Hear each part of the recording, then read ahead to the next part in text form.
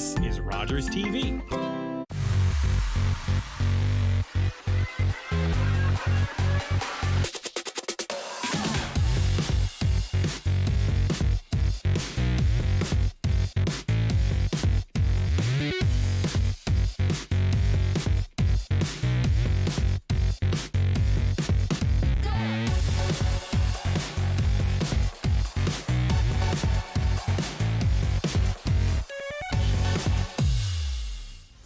Hey robot fans, welcome to the FIRST Robotics Competition Georgian College District event brought to you by FIRST Canada.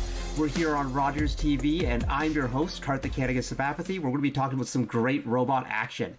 I've got some friends with me here, Alex Wilcox, Anthony Calichuri, and Ben Roselle down on the sidelines. So you might be wondering, what is FIRST? So FIRST stands for Inspiration and Recognition of Science and Technology, and it is the world's largest high school robotics competition where high school students work with industry mentors to build full-size, 4-foot, 5-foot tall, 125-pound competition robots that play a game. And in this year's game, it's called Crescendo, and they are taking these 12-inch rings and shooting them into their targets. It's a really interesting game. There's a lot of strategy that's going on. We'll explain some of it along the way. But basically, you want to score as many rings as you can. Especially you want to score them when your speaker is amplified. That's when you've scored in the smaller goal twice, and that makes your other goal worth double. And so that's really big. And then you want to go hang on the chains at the end of the match. So it's exciting. But guess what, folks? It's not just one robot on the field. It is 3-on-3. Instead of a 3-on-3 game of basketball, it's a 3-on-3 game of robots. And that makes this super exciting. We'll explain the action along the way, so strap in for this one. Some robot fun coming up.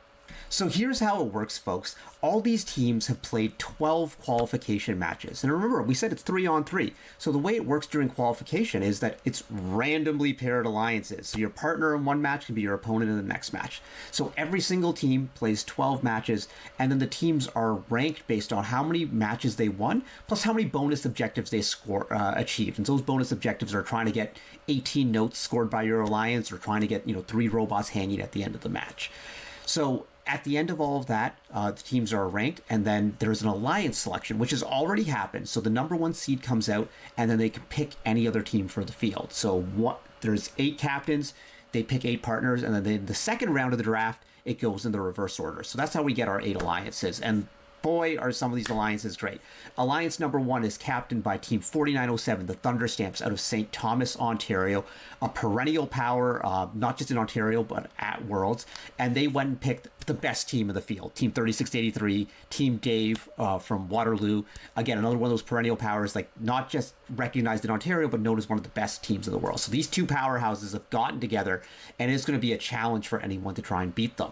But they have strong opposition. The number 2 alliance is made up of Team 1325, Inverse Paradox from Mississauga, and these folks have already won this season. They won the Centennial College event last week, and they picked another team from the KW region, Team 2702, the Rebels. And so it's strength there, but they're back into these teams. Remember, because it's 3 teams on the alliance, so we're not just talking about the top 2. They've got Team 9782, which is a rookie team. Any of the teams above 9,400 are rookies, which means they are brand new to this. They've never built a robot before, but now they're on one of the top alliances. Other alliances that we're going to be watching out for, alliance number 3 with 4917, the team out of Elmira, really strong, and then 9098, a second-year team out of Oakville with a really simple robot, but it's really effective. And so some of these other robots are a little bit more complicated. They can move sideways and such. 9098 can't move sideways, just goes straight forward and the such, but is so powerful when it comes to scoring. So we're going to take a look at all these alliances. We'll learn a little bit more about them as we go along. But alliances 1, 2, and 3 are where you want to keep your eyes.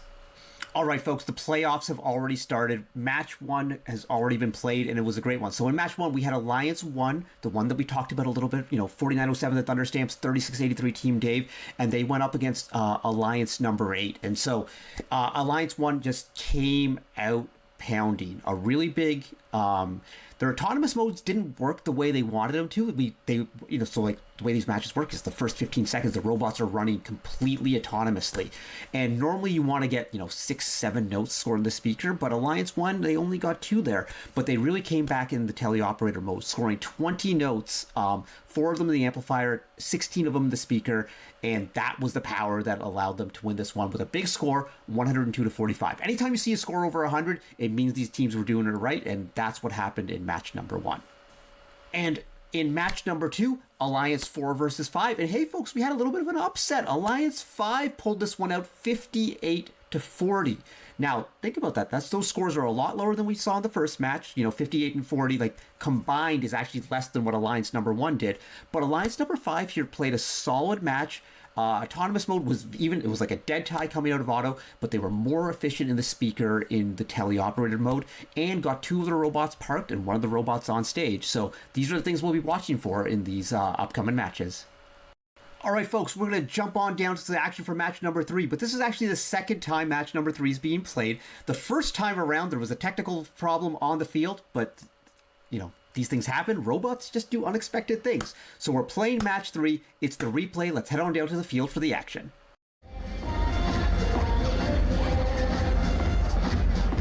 We are party rocking our way into the replay of match number 3. We are going to reintroduce these teams. It's been a little while, Starting on the Red Alliance with team... oh, wait. 1 second. They're coming. Team 9782. From Scarborough, the Wex Tech Titans. In the middle, it's team 1325. From Mississauga, Inverse Paradox. Paper beats rock in the first tie. And team 2702. From Kitchener, the Rebels. Heading down to the Blue Alliance where we meet team 8789. From Dorchester, the Lost Sockets. They are joined by team 216. From Granville, Michigan, more Robodogs. And in the middle, team 4050. From Mississauga, Jag. We're waiting to get this replay started as best we can.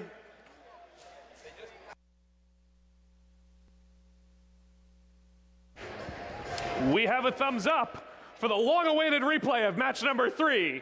Are you ready?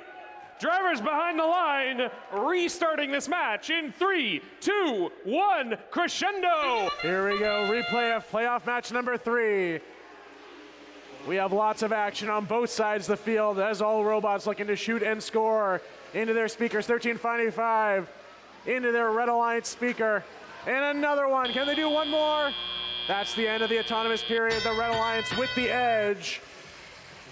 216 with a note in hand. They're heading back towards their speaker. 2702, the Rebels clashing with 8789 on the Red Alliance side of the field, taking their standard defensive position. The Rebels shoot and score anyway, getting caught on the stage with 1325 trying to get in position to shoot. They're getting some effective defense against the Lost Sockets, getting in their way.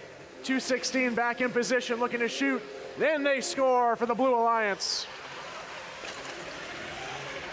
The Rebels with another note in their possession. They're looking to line up, but the Lost Sockets still in their way. Shoot and just miss. As 216, more Robodogs going back for another note at the far end of the field with 9782 looking to play a little defense, prevent them from picking up notes and returning back to their side of the field. 216 more Robodogs shoot and score for the Blue Alliance. Red Alliance still with the slight edge, just over a minute left in this match. 1325 lining up, shoot and score for the Red Alliance. 2702 pushing Jag, trying to get back to the Red Alliance side of the field. They shoot and just miss that Red Alliance speaker. 1325 depositing a note in the Red Alliance amplifier. Their alliance partners, the Rebels, back at the other end, colliding with 4015 Jag, and 216 more Robodogs trying to get back, lining up for another shot. Inverse Paradox back again with another note. The Rebels shoot and score. Red Alliance still with the edge. 30 seconds left in this match. The Red Alliance speaker has been amplified. Red Alliance trying to take advantage, get those extra bonus points. Jag trying to get in the way of 2702. Less than 20 seconds left now. The human players throwing those high notes, trying to get on the microphones on top of the stage. 8 seconds left. Let's see how many robots get on stage or park at the end of this match. We have one blue robot up in the air with 2 seconds left. One Blue Alliance robot up, one Red Alliance robot up. We'll get you that official score in just a moment. All right, let's take a look at that official score. The Red Alliance taking the win with the score of 61. They will proceed on to round 2, match number 7. Coming up next is match number 6. Fantastic match right there. Alliance number 2, teams 2702, 1325, 9782, setting a solid mark there, 67 points, including 14 notes scored in the teleoperated period. Not the 20 that Alliance number 1 did, so you can see that they've still got some work to do if they're going to, really challenge Alliance number 1. But a really solid match there. The teleoperated play, you can see the robots, they were individually cycling, they were coming down, trying to make space for each other. That's how you're going to have to play this. Also, really trying to use the amplification periods. We saw the Blue Alliance that just only went for the speaker, but the Red Alliance, by scoring in those amps, each time you put 2 notes in the amp, you hit that button, then all your notes become worth 5 points in the speaker, which is massive. That's how you get these big scores. Great job to Alliance number 2, and they move on in the upper bracket.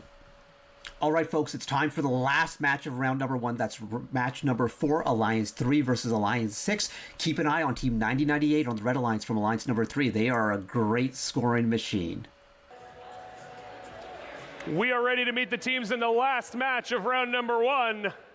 On the Red Alliance, you're looking at Alliance 3. On the Blue Alliance, Alliance 6. One of them's going to stay in the upper bracket. One of them's going to drop to the lower bracket. Let's meet the team, starting down here with Team 5408. Sponsors include University of Windsor, St. Clair, Centerline, Argosy Foundation, and the Holly Lord family from the Honorable W.C. Kennedy Collegiate Institute in Windsor, Kennedy Kinetics. Joining them, it's Team 9098. Sponsors include Hatch, Romag Contract, and the Gene Haas Foundation, Loyola Pound Council, and Spartan Impressions from St. Ignatius of Loyola Catholic Secondary School in Oakville, the Firehawks. And your Alliance captain, Team 4917. Sponsors include Lanxa Systematics, Dem Tool, Weber's Fabricating, and Elmira Kiwanis Club from Elmira District Secondary School in Elmira, Sir Lancerbot. To the Blue Alliance, where we meet Alliance 6, Team 4688. Sponsor includes Centerline Windsor, Toldo Foundation, Empire Roofing, and the Optimist Club of Riverside from St. Anne's Catholic Secondary School in Bell River, St. Spot. The Alliance captain, Team 6859. Sponsors include Ontario Power Generation, RBC, Argosy, Ambient Designs, and Muskoka Turf and Property Management from Bracebridge and Muskoka Lake Secondary School in Bracebridge, Big Meadow Lakers. And last but not least, it's Team 7722. Sponsors include Waterloo Catholic District School Board, the Cortesh family, Tri-Electric Solutions, Eclipse Automation, and Integrated Metal and Conestoga Mechanical from Resurrection Catholic Secondary School in Kitchener, Resurrection Mecha Phoenix. We are just about ready for this match. We got the thumbs up. Drivers behind the line in 3, 2, 1. Not yet. In 3, 2, 1, crescendo. Here we go, playoff match number 4. Alliances on both sides immediately scoring multiple notes in their speakers. 998 scoring another one, 6859 lining up, 4 seconds left. Can they shoot and score? They do. Advantage to the Red Alliance by 1 point as we enter the teleoperated period of this match. Sir Lancerbot with a note in their hands. They're heading back across the field, colliding with their Alliance partner 5408. Making their way to the Red Alliance speaker, 9098. Just dropping that note. They're looking to pick up another one and try again. All 3 Blue Alliance robots, they have notes in hand. They're looking to score. Sir Lancerbot picking up another note. They're lined up. They shoot and score for the Red Alliance. 5408 on the red side, moving over to play a defense against the Blue Alliance. 6859 shooting and scoring anyway. 5408, that's Kennedy Kinetics, trying to be a disruptive force on the blue side of the field as their alliance partner 4917 and 998 shoot and score both on the amplifier and the speaker. Big collision in the middle of the field as Red and Blue Alliance robots heading their respective zones to score. 9098, the Firehawks with the note. They're looking to line up. They score in the Red Alliance amplifier. Sir Lancerbot shoots and scores in the Red Alliance speaker. 46-88, Saint Spot looking to get a note from the Blue Alliance Sourcestone, their alliance partners. Resurrection Mecha Phoenix, they have a note in their possession. Heading over there, but Saint Spot is in their way, that Red Alliance robot on the blue side, causing a bit of a traffic jam. 77-22 can't make their way over to the Blue Alliance amplifier. 40 seconds left, advantage to the Red Alliance. They have just amplified their speaker, getting bonus points for another few seconds. Shoot and score from the Firehawks, looking for another. 46-88, Saint Spot. They're looking for another note to score in the Blue Alliance amplifier. Kennedy Kinetics still sitting there at the blue side of the field playing some defense. 14 seconds left. Let's see if any notes land on those microphones on top of the stages. 77-22, Mecha Phoenix up in the air for the end of the match. 90-98 up in the air with 3 seconds left. Let's see how many more can get on stage. And that's your match. Unofficial score 64-30. We'll get you an official score in just a moment. All right, let's take a look at that official score coming up for you. The Red Alliance takes the win with a score of 68-36. The Red Alliance moving on to match number 8 in the upper bracket. The Blue Alliance moving on to match number 6 in the lower bracket. Coming up next is round 2, where we will go with match number 5. All right, match number 4 did not disappoint. Alliance number 3, teams 49-17, 90-98, and 54-08 put up a big score of 68 points. That's one more than what Alliance number 2 did in the last match that we saw. So what happened here? Again, both alliances were doing good work in the AMP. Alliance number 6, 77-22, 68-59, 46-88. The Blue Alliance, this one, they did a really good job of scoring in the AMP, except they never actually scored the speaker when it was the bonus period. So all their shots of the speaker went for 2 points as opposed to the 5. That makes a big difference. While the Red Alliance utilized their amplification periods. They had 3 amplification periods and they got 6 notes in the speaker during those. So it's not just about how many notes you score, it's about how efficiently you score them. So going to the amp, which is the goal on the side, to power things up, and then when your speaker is worth double, that's when you've really got to pound it home. And Alliance number 3 did that. They're going to have to do that even better if they're going to compete with Alliance number 1 as we go on. And that is the end of round number 1. Everyone, remember, if you lose a match in round 1, it's okay. You're still sticking around. You're just moving on to the lower bracket in this double elimination tournament. All right, folks, we're getting ready for round number 2, and we're starting off in the lower bracket. That means the winner of this match stays alive in the lower bracket, but the losing alliance is eliminated from the tournament. We got Alliance 4 versus Alliance 8. It's going to be a good one, so take a look. We're ready to cha-cha right into match number 5, the first match in our lower bracket. That means the winner of this match is staying in the lower bracket. They get to move on in the competition. The losing alliance in this match will be eliminated. Let's meet the alliances, starting with the Red Alliance, Alliance number 8, and Team 6864. Griff Tech Robotics from Gravenhurst. Joining them is Team 7022. From Cambridge, it's Ace Robotics. And Team 7690. From Richmond Hill, it's Ironworks Robotics. Over to meet the other alliance, the Blue Alliance. You're looking at Team 9592. It's Blues, Bolts, and Bots from Timmins. Scissors meets paper in that driver's station. In the middle, it's Team 8081. From Leamington, it's UMEI Lightning Robotics. And last but not least, Team 288. From Granville, Michigan, it's the Robo-Dogs. We are ready to go with match 5. Drivers behind the line. Starting this match in 3, 2, 1, go. Here we go with Autonomous Spirit of match 5 on our Red Alliance. 2 notes flying through and landing into the speaker. On our Blue Alliance, you have Team 288 shooting notes and landing into their speaker as well. 4 seconds left in this Autonomous period before we move on to our teleoperated period. There's that buzzer, and here we go.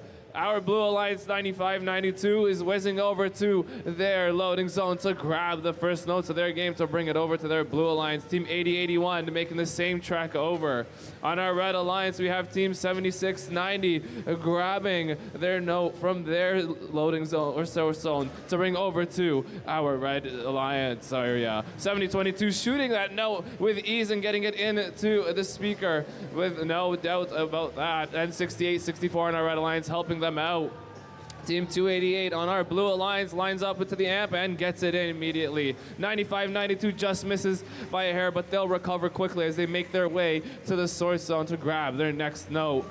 Team 76-90 lined themselves up with their amp and now are back on their way to strategize their next moves. 70-22 shoots that note right into the speaker with no hesitation. We're about a minute 15 left in this playoff match. Patch number 5, 80-81 on the Blue Alliance and 95-92 nailing those notes right into the speaker. 76-90 doing everything they can to play that defensive position to stop that Blue Alliance from getting to their source zone. Team 80-81 and 288 heading over to their speakers. 2 notes in with ease and no pressure at all for these two alliances. Both these alliances are trekking hard and getting what they need to. We have 45 seconds left in this match of this playoff of this competition. We're looking at an unofficial score of 42-31, and as I said, that Red Alliance dropped that note into that speaker with no hesitation as well. We're reaching that infamous guitar riff as our teams are making their way to where they gotta go. 76-90 is doing everything they can to stop these Blue Alliance from getting what it needs to. There's that guitar riff. Our human notes are tossing their high notes up into the microphones to see if they can land it. Just missing on both sides. Almost there. We'll see what robots will get up onto their stage. They have 5 seconds left to see what happens in 3 seconds. And that is the end of match 5 of the lower bracket in round 2. Stand by as we await our final score for this match. Eyes up on the screen.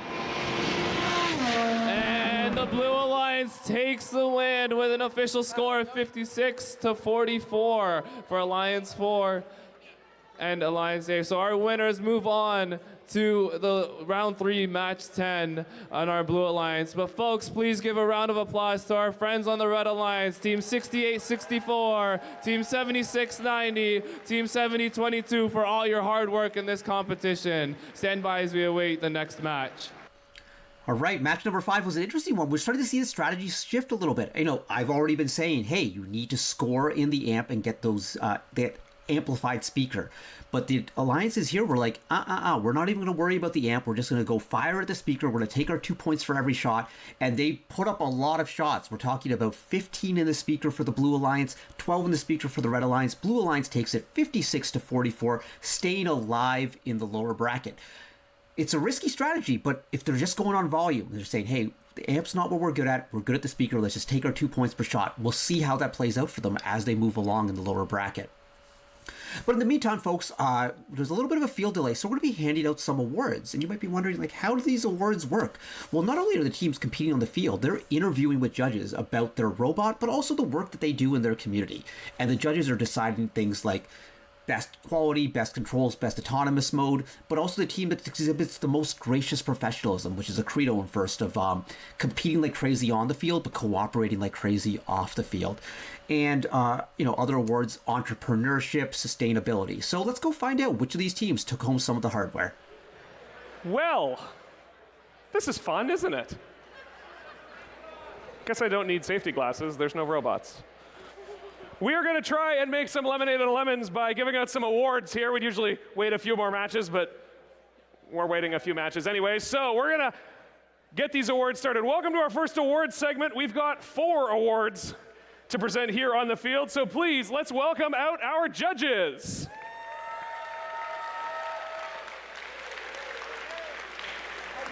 Just...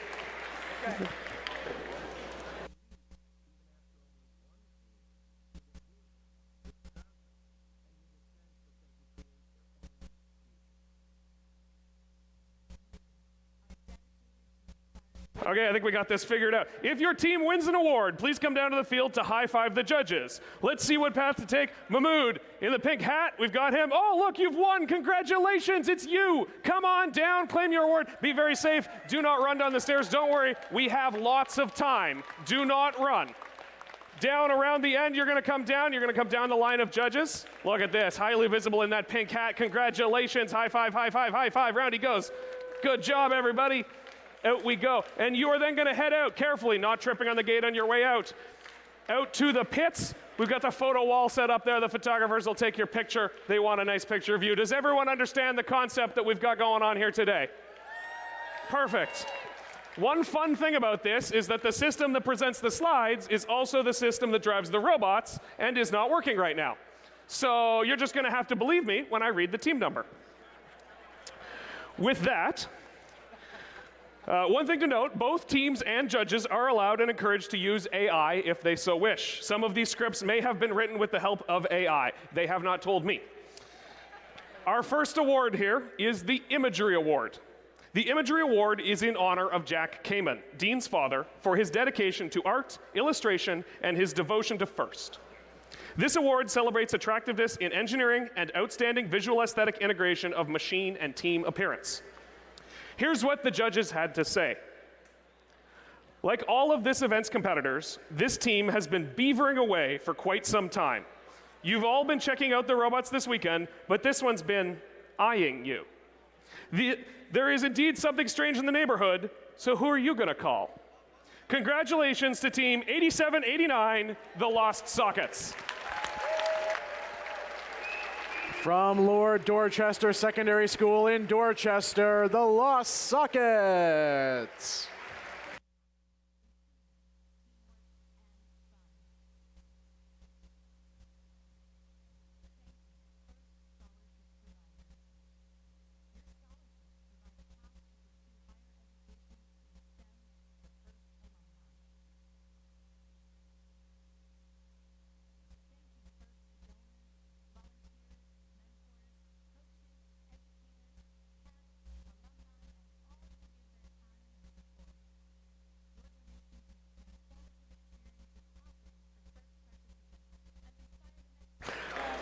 Our next award is the Gracious Professionalism Award. The Gracious Professionalism Award celebrates outstanding demonstration of FIRST core values, such as continuous gracious professionalism, working together both on and off the field of play. The winning team exemplifies the principles of FIRST: fairness, humility, positivity, and respect. Here's what the judges had to say. This gracious team had the strength and agility to answer the call when needed. While striving to maintain their own robot, they went above and beyond to help out a rookie team in need. Their professionalism, cat-like focus, and positivity exemplifies the values of this award. Congratulations, Team 4015. From St. Joseph Secondary School in Mississauga, Jag.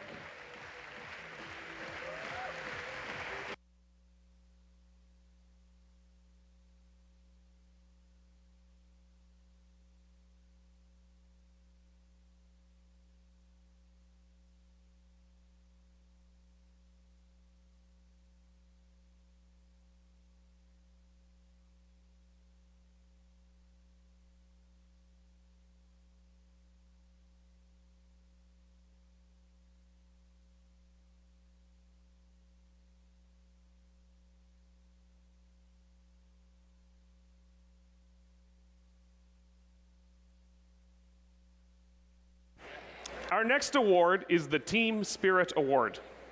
The Team Spirit Award celebrates extraordinary enthusiasm and spirit through exceptional partnership and teamwork, furthering the objectives of FIRST. Here's what the judges had to say about this award-winning team. This team is united by a common love for robotics and pulses with energy and enthusiasm. As they step onto the field, they are greeted by a deafening roar from the crowd, fueling their determination for success. Please take some time to say hello to the team in yellow. Congratulations, Team 4688. From St. Anne's Catholic Secondary School in Bell River, Saint Spot.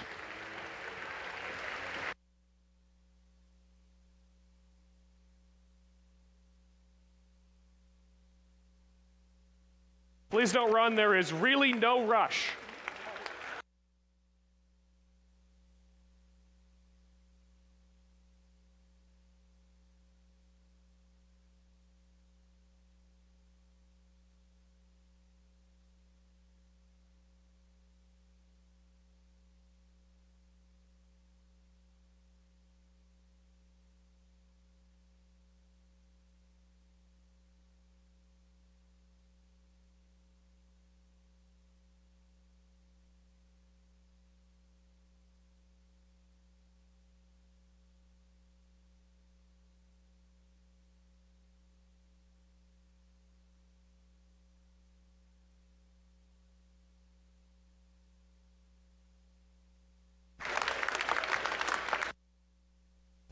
Our next award is the Rookie Inspiration Award.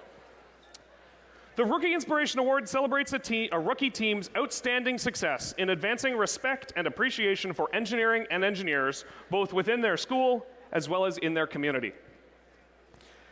This team overcame a harsh environment and scarce means to start from scratch this year. They had to mine their community and school for the resources they needed. Let's hear it for a team with a golden heart and spirit. Congratulations, Team 9592. From Timmins High and Vocational School in Timmins, Blues, Bolts, and Bots.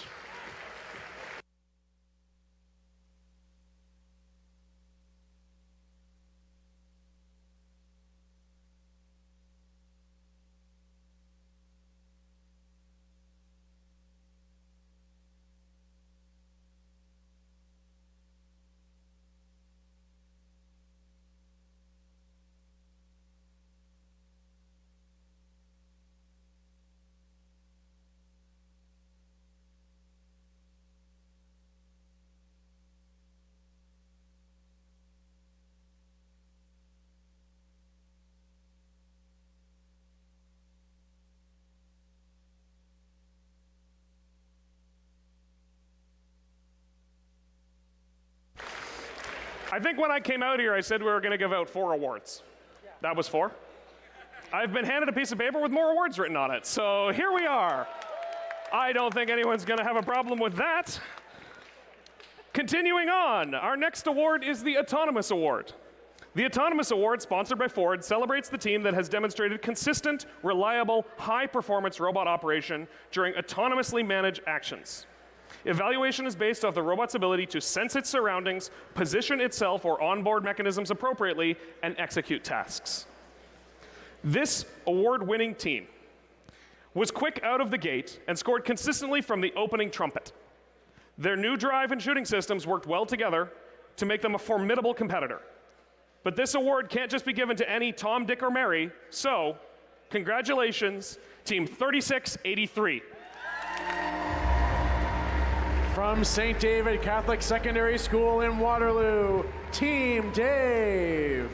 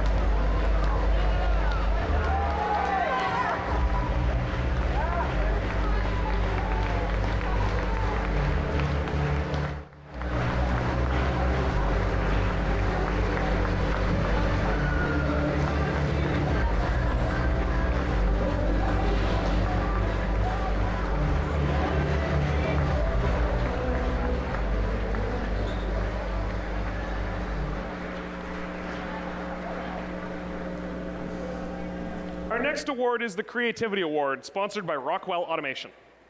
The Creativity Award, sponsored by Rockwell Automation, celebrates creativity that enhances strategy of play and was intentionally designed and not discovered.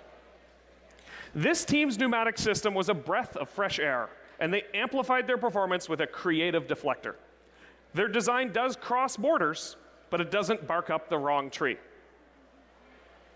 Congratulations, Team 288. From Granville High School in Granville, Michigan, the Robodogs.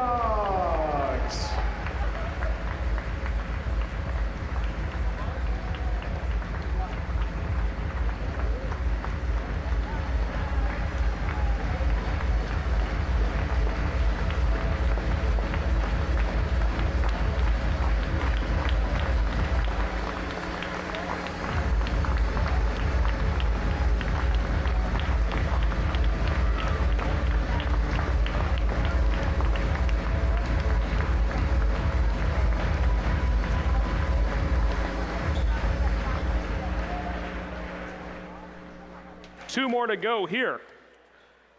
Our next award is the Quality Award. The Quality Award celebrates machine robustness in concept and fabrication. Building the robot is only part of their success, and the judges recognize them as a quality example to others. Here's what we have to say about this award-winning team. From project start through design and iteration, this team's robust, refined workmanship ensures their robot makes it through the matches in one piece. Their control and vision systems quality matches that of their physical build. When faced with the standard and execution set by our Quality Award winner, other teams see red. Congratulations, Team 2702.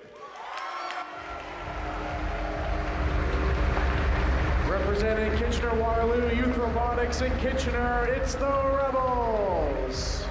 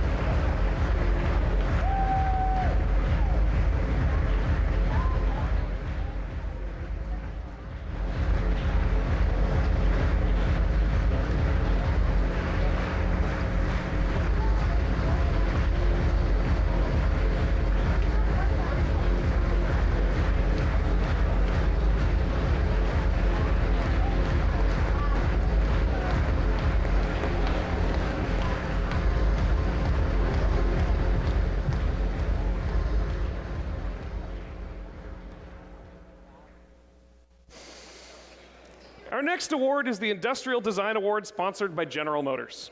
The Industrial Design Award sponsored by GM celebrates the team that demonstrates industrial design principles, striking a balance between form, function, and aesthetics. This year, the recipients of the Industrial Design Award swerved onto the field, intent on taking notes. Although they are all green, this team is not new to FRC. Their success here at Georgian College was clearly a result of many nights spent at the design round table. Congratulations, Team 4917. From Elmira District Secondary School in Elmira, Searle and Servat.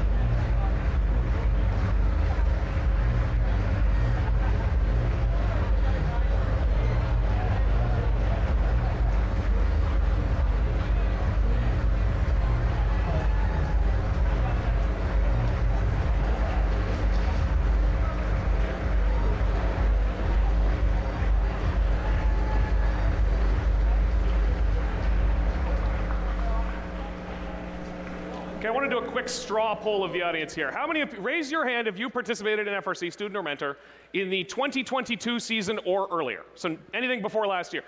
This is going to feel a lot like the awards ceremonies of old because we've got more awards to keep going with here. We're just going to keep rolling. Here they come. Okay. The next award is the Innovation in Control Award. The Innovation in Control Award celebrates an innovative control system or application of control components, electrical, mechanical, or software, to provide unique machine functions. Here's what the judges had to say about this award-winning team. The robot featured redundant inputs to aid the driver control the accuracy of scoring in the speaker. Clever programming also allowed the team to efficiently intake notes from the source and lob them over the stage to awaiting Alliance robots. This selfless strategy consistently contributed to Alliance success. Congratulations, Team 4907. From Parkside Collegiate Institute in St. Thomas, the Thunder Stamps.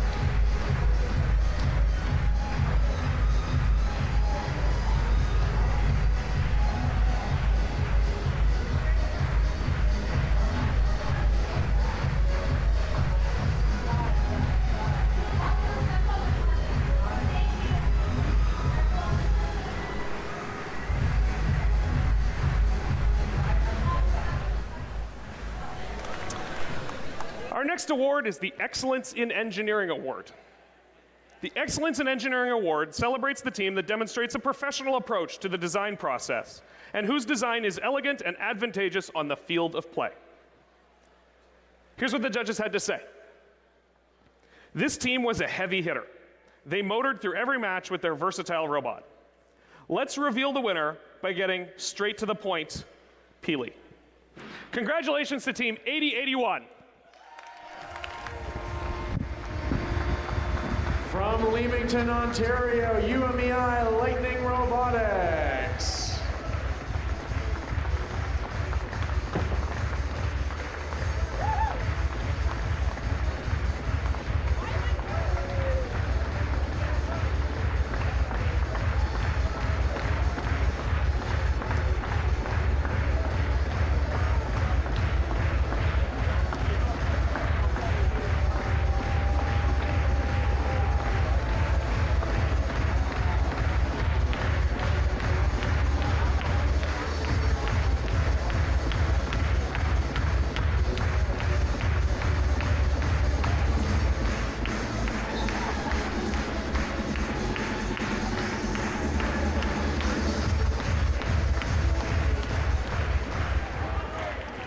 Our next award is the Team Sustainability Award, sponsored by Dow.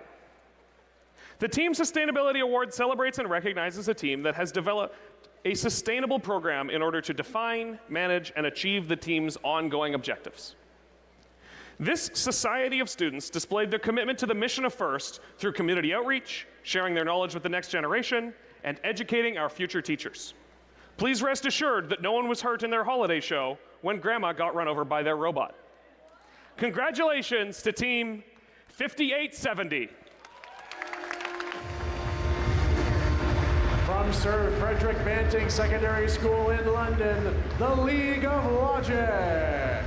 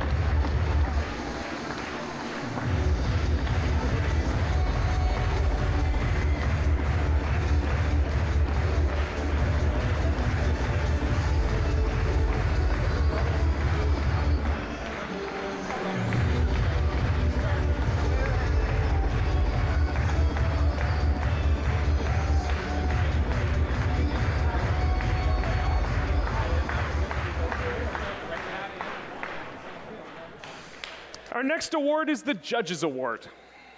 During the course of the competition, the judging panel may decide that a team's unique efforts, performance, or dynamics merit recognition and yet do not fit into any of the existing award categories. The judges were right in line with this team's story. They were impressed by their dedication to create a culture of change and secure a diverse future for the team. This outfit will make an unparalleled difference around the world. Congratulations, Team 8765. From Nancy Campbell Academy in Stratford, Parallel Units.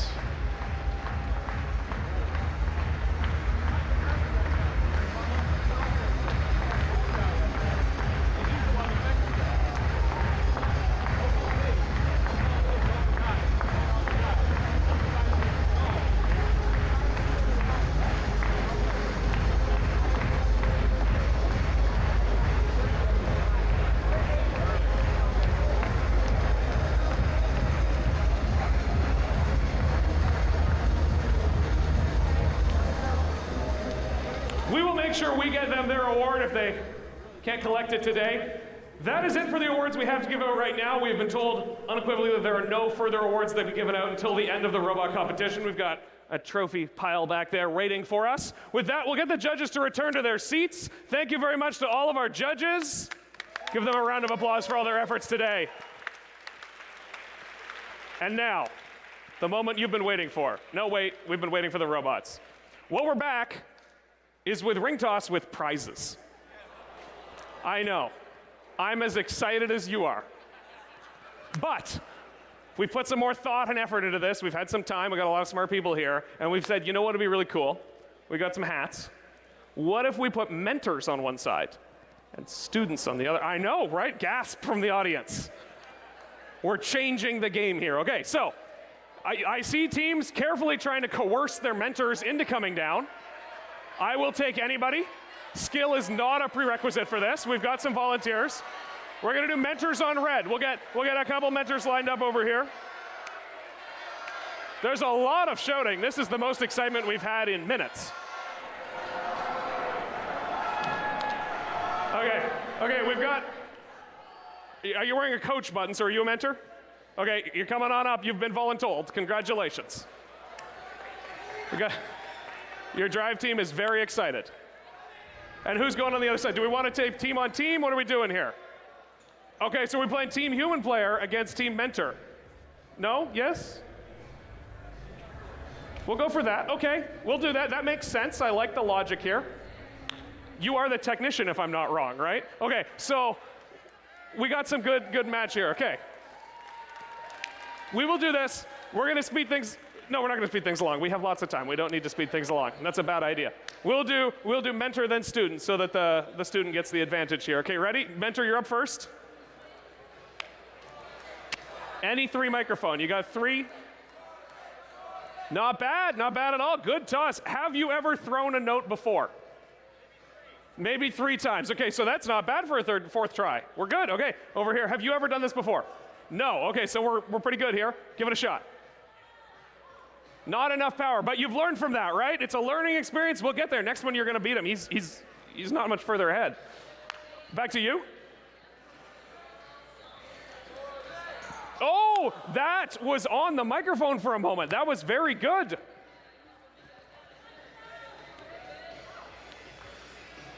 Almost. Still short on power. You'll get there. Don't worry. It's not like he's pulling ahead of you.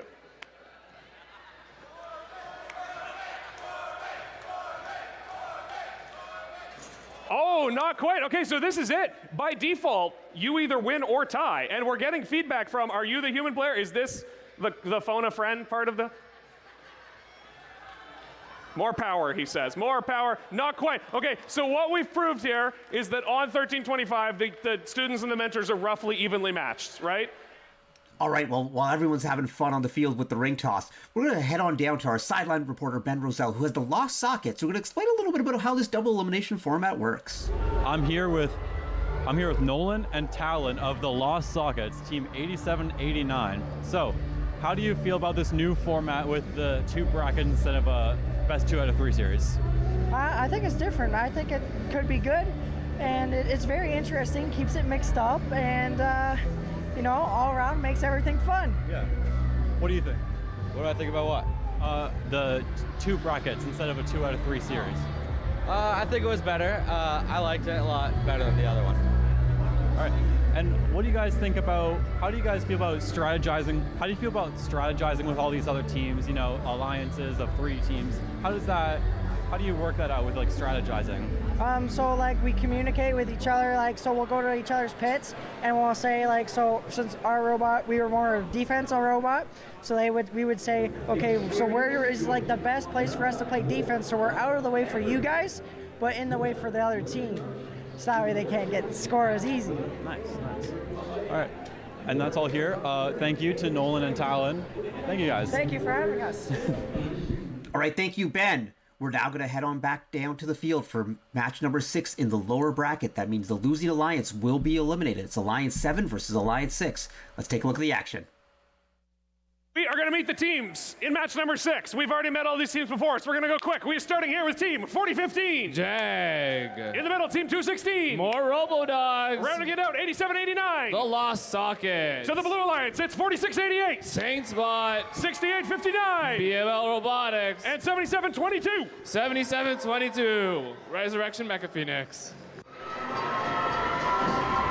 We've got a green light for match 6. Here we go. Drivers behind the line, starting this match in 3, 2, 1, go. Here we go into our autonomous period for match 6 in round 2. Red Alliance scoring some of their notes into their speaker. Blue Alliance trying to do the same thing. 6859 is shooting that note, or at least aiming it, and it goes right into that speaker. That is the end of the autonomous. Here we go, folks, into our teleoperated period. 14-9 is the unofficial score. The Red Alliance is whizzing and doing what they can to get this done. 216 drops that note flawlessly into their speaker. We're looking over here on our Blue Alliance. We have team 8789 is currently doing what they can to stop 6859 from getting that note into the speaker, but it doesn't stop 7722 on Blue Alliance to line themselves up and try to drop that note into their amp, and they do so successfully. 4015 on the Red Alliance just missing that speaker with their note, and 216 with the same, but picking up a note immediately after that and just missing it again. But we move forward in team 6859 on our Blue Alliance is close to tipping over, but they get back up flawlessly and they shoot and they get it in the speaker as they recover quickly. 216 on our Red Alliance shoots and scores their note. We have 1:20 left in this match 6 for our playoff. 7722 is whizzing over, looking like it's figuring out its strategy, probably looking like it's playing a defensive position here to stop that Red Alliance. 4688 is lining itself up to drop that note, and in it goes to that amp with ease for our friends over there. 4015 shooting that note, but just missing. 4688 on our Blue Alliance is lining themselves up at their source zone, and they grab that note, and a little bit of a bumper action in the middle of this arena, but we keep moving forward. Under 45 seconds left in this match as we keep pushing through. We're only 10 points unofficially away for between Red and Blue Alliance. This match is a close one, folks, but the action keeps going. 8789, our ghost friend, is moving over back to their side because we are approaching the last 20 seconds of this match, and here it is, that riff that we hear. Team 6859 and its stage parked where it's 8789 up on their stage. Our high notes are flying to see if we can land. Under 10 seconds left here. 5 seconds left in this match, and we just missed 8789. Red Alliance, 1 bot up, 1 second left, and 2 bots up on our Blue Alliance, and that is the end of this match with an unofficial score of 37-32. Stand by as we await the final score. Eyes up on that screen. Let's see who the winner is. The Red Alliance takes the win with an official score of 42-39. A very, very close match for Alliance 7 and Alliance 6. Congratulations to our Red Alliance, our Alliance 7. Folks, please give a big round of applause to our Alliance 6, Team 6859, 4688, and 7722 for all their work in this competition. Stand by as we await the next match, match 7. All right, Alliance 7 took that one 42-39. Great match right there. Super close up until the end. Every single shot counted. And it's really interesting where these points came from, because the Red Alliance, led by teams 216, 4015, and 8789, 14 notes in the speaker. Not amplified, but they just went pound, pound, pound. But the Blue Alliance, had a really good job of, they good 14 up in auto, and really came back, getting 2 robots on stage at the end of the match, hanging off that chain to keep it close. But again, when you're scoring 14 notes in the speaker, that's how you're going to do it. And so the Blue Alliance only was able to get 2 in the speaker, and that's kind of what made the difference there. But still, they kept that one close. So that was interesting. We're going to see how these strategies play out. Again, not a lot of teams are taking advantage of the amplification right now. We'll see if that changes as we head on back to the upper bracket. We got a big one here, Alliance 1 versus Alliance 4. Last time we saw Alliance 1, they put up over 100 points. Let's see what they do with a little bit of tougher competition. Alliance 1 versus Alliance 5, that is. So we are here in match number 7, and I think it means we need to have a little recap of what's going on, because if you're anything like me, you've totally lost the plot on what's going on today. So we are in match 7, Alliance 1, Alliance 5. Both of them had won their previous matches, so they're staying in the upper bracket. We're in that upper bracket. While we're on the topic, let's have a round of applause for our FTAs, our FTAAs, who did a fantastic job of getting us back on track this afternoon. They appreciate some love this afternoon. With that, let's go meet our alliances, starting with Alliance 1, your Red Alliance, and Team 4907. From St. Thomas, it's the Thunder Stamps. Moving to the middle, it's Team 5031. From North York, it's the Full Metal Mustangs. And rounding out Alliance 1, Team 3683. It's Team Dave from Waterloo. To the other end of the field, where we find the Blue Alliance, and Team 5870. From London, it's League of Logic. In the middle, 9580. From Barrie, it's the Cybears. And 244. From Granville, Michigan, it's RoboDogs 3D. We're in the upper bracket, so winner of this match moves on. Loser of this match just falls to the lower bracket. No one's getting eliminated in this match. We've got the thumbs up. Drivers behind the line, starting this match in 3, 2, 1, go. The action gets right into it in this match. Match number 7 of round 2, 36-83. They're getting their notes and shooting and just missing it on our Red Alliance. Our Blue Alliance shot some notes, and now they're standing by as they wait that teleoperated period. 1 second left. There's that buzzer. Here we go into our teleoperated period of this match. Red and Blue Alliance quick to make moves as they move to their source zones and grab those notes that they both need. 244 grabs their notes, makes way, and just a little bump between them and 5031, but that doesn't stop them from making their way to their Blue Alliance speaker and shooting and getting it right in. Team 5870 doing their best to get to their note and source station. 4907 on our Red Alliance at 3683, making their moves and grabbing notes as quick as they can, aiming them and dropping them into their amp successfully with ease. 4907 is grabbing those notes and shooting them over to the Red Alliance side, helping out Team Dave as they get those notes in the positions that they want. We're at 1:30 left in this match as we enter our amplification period for the Red Alliance. 50-27 is the unofficial score. Blue Alliance is also amplified and just finishing both on either end. On our Blue Alliance, Team 5870 drops that note into the amp with confidence, and our Red Alliance looks to counteract that with Team 3683 just dropping the note, but there's so many more in the Red Alliance area for them to grab and drop where they want. Team 244 just missing and dropping their note, picking it back up instantaneously to get back up. And there it goes right into the Blue Alliance speaker. We're under 50 seconds left here of match 7 in this playoff in the upper bracket. Teams are whizzing by. 36-83 shooting and scoring. 50-31 on that center line is for helping the Red Alliance defend their lead as much as they can. 95-80 isn't playing games. They're whizzing right under the stage, aiming and shooting and getting it right in. The Cybears do. We're approaching that moment we know what that sounds like, and there it is, the guitar riff as teams start to make their way to the stage. Red Alliance gets a high note on their microphone. Team Dave is looking to line themselves up and get up. We have 2 blue bots up. 7 seconds left in this match. Red Alliance is lining themselves. 3 seconds left. One red bot is up. And that is the match with an unofficial score of 84-42. We'll see what that final score is. All right, let's see what that final score was. And the Red Alliance takes it.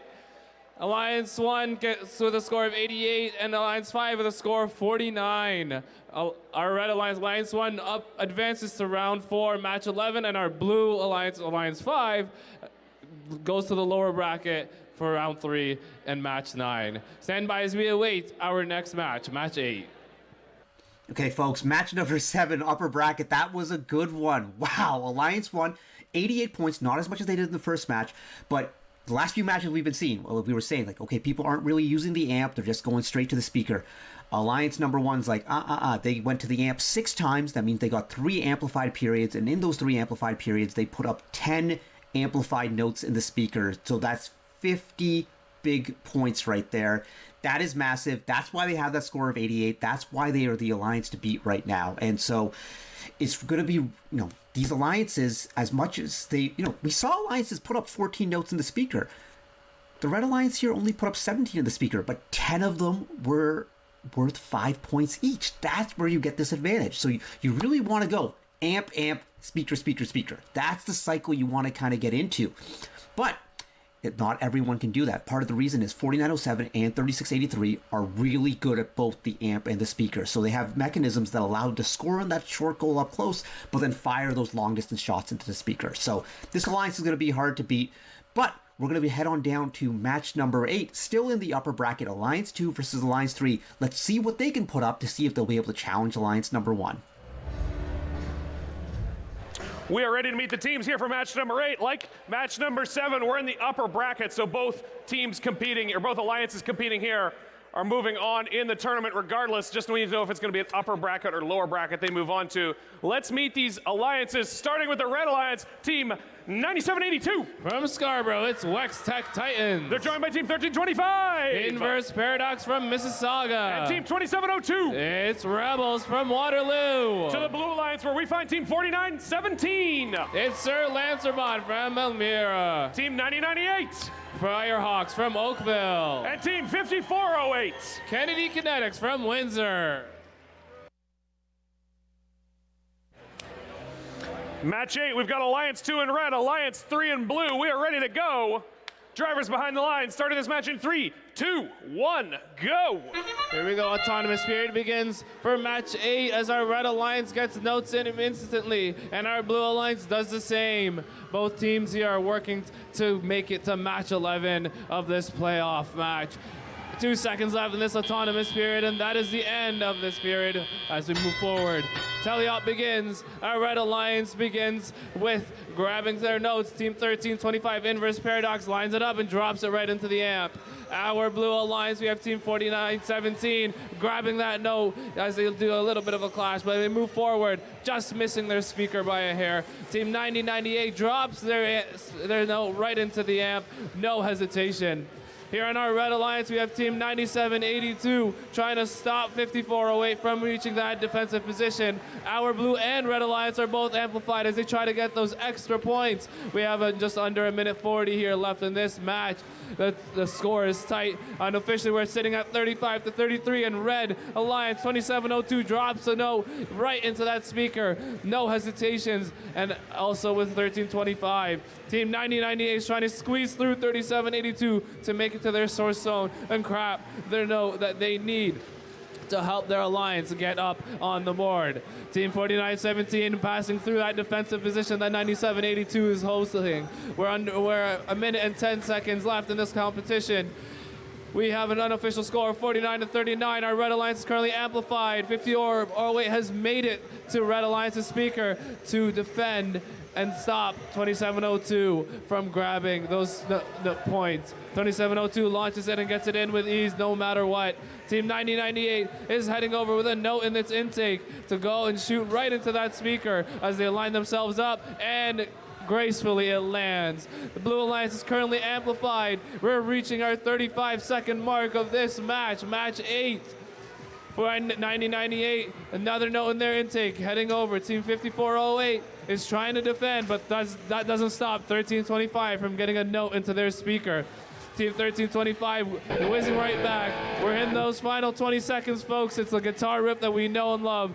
There goes that high note, on both alliances, just missing the microphones. And getting close to where we gotta go. Under 10 seconds left as our teams land. Our Blue Alliance gets one microphone. Looking to see what robots go up. We have 2 bots up, potentially 3, and that is the end of this qualification match. Sorry, our match 8 of our upper bracket. Stand by as we await our final score of this match.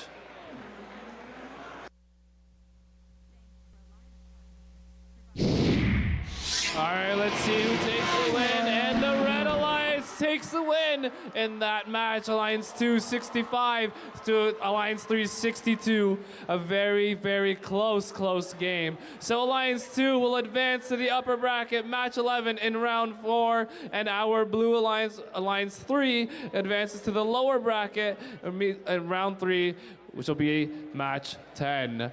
Good work on both sides as we await our next match, match number 9. All right, folks, that was maybe the most exciting match we've seen so far. 65 to 62 for Alliance 2 over Alliance 3. Alliance 3 drops down to the lower bracket. Alliance 2 stays on in the upper bracket. And they both took very different paths to these scores.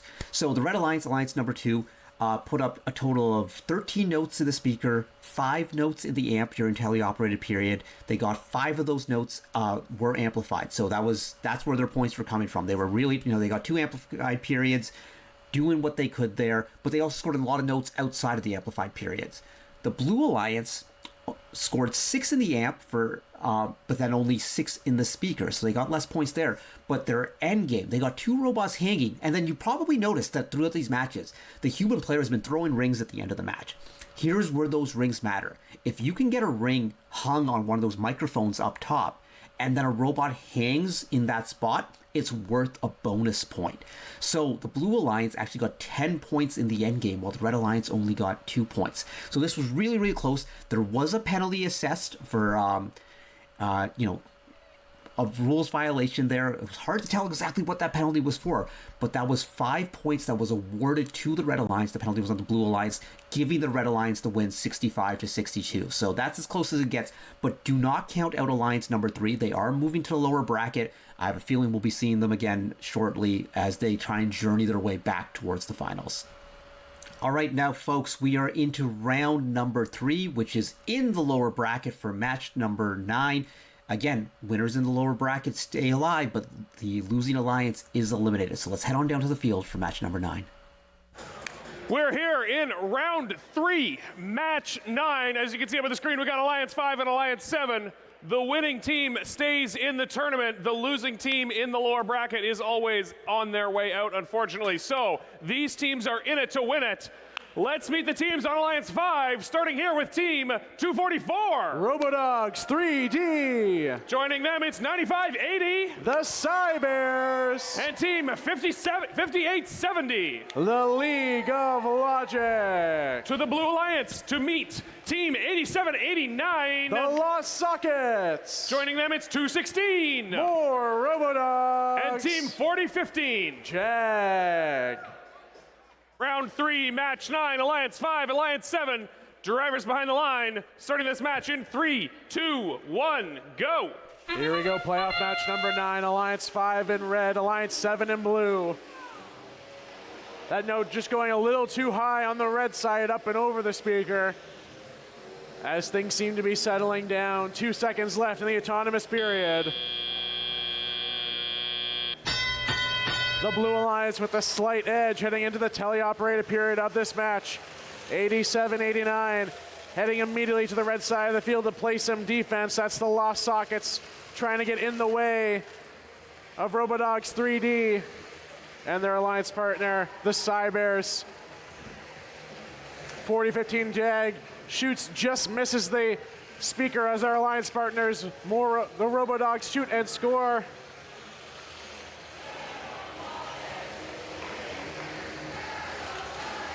.244, Robodogs 3D They have a note in their possession. They're looking to shoot while their speaker is amplified. They shoot and score. The Cybear shoot and score for the Red Alliance. Multiple Red Alliance robots heading over to their store station. They're looking to pick up more notes and bring them back to score. The League of Logic dropping their note. They have to go back for another one. Their alliance partner, Robodog 3D, clashing with the Cybears. They shoot and score. Robodogs 3D heading back for another note. Their alliance partners, 5870, the League of Logic. They have a note in their possession. They're looking to score. 8789, the Lost Socket still taking up that defensive position right in front of the Red Alliance speaker, not allowing any Red Alliance robots to get right in front to score. There is still an edge for the Red Alliance as we enter the back portion of this match. 9580 just missing that note, falling out of the speaker. They'll have to pick up and try again. Their alliance partner, the League of Logic, clashing with the Lost Sockets, trying to get into position to score.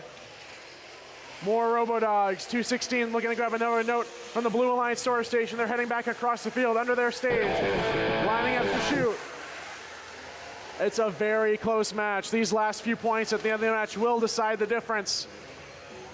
Multiple Blue Alliance robots taking up position at their stage. They're looking to get up off the ground and get on stage for bonus points.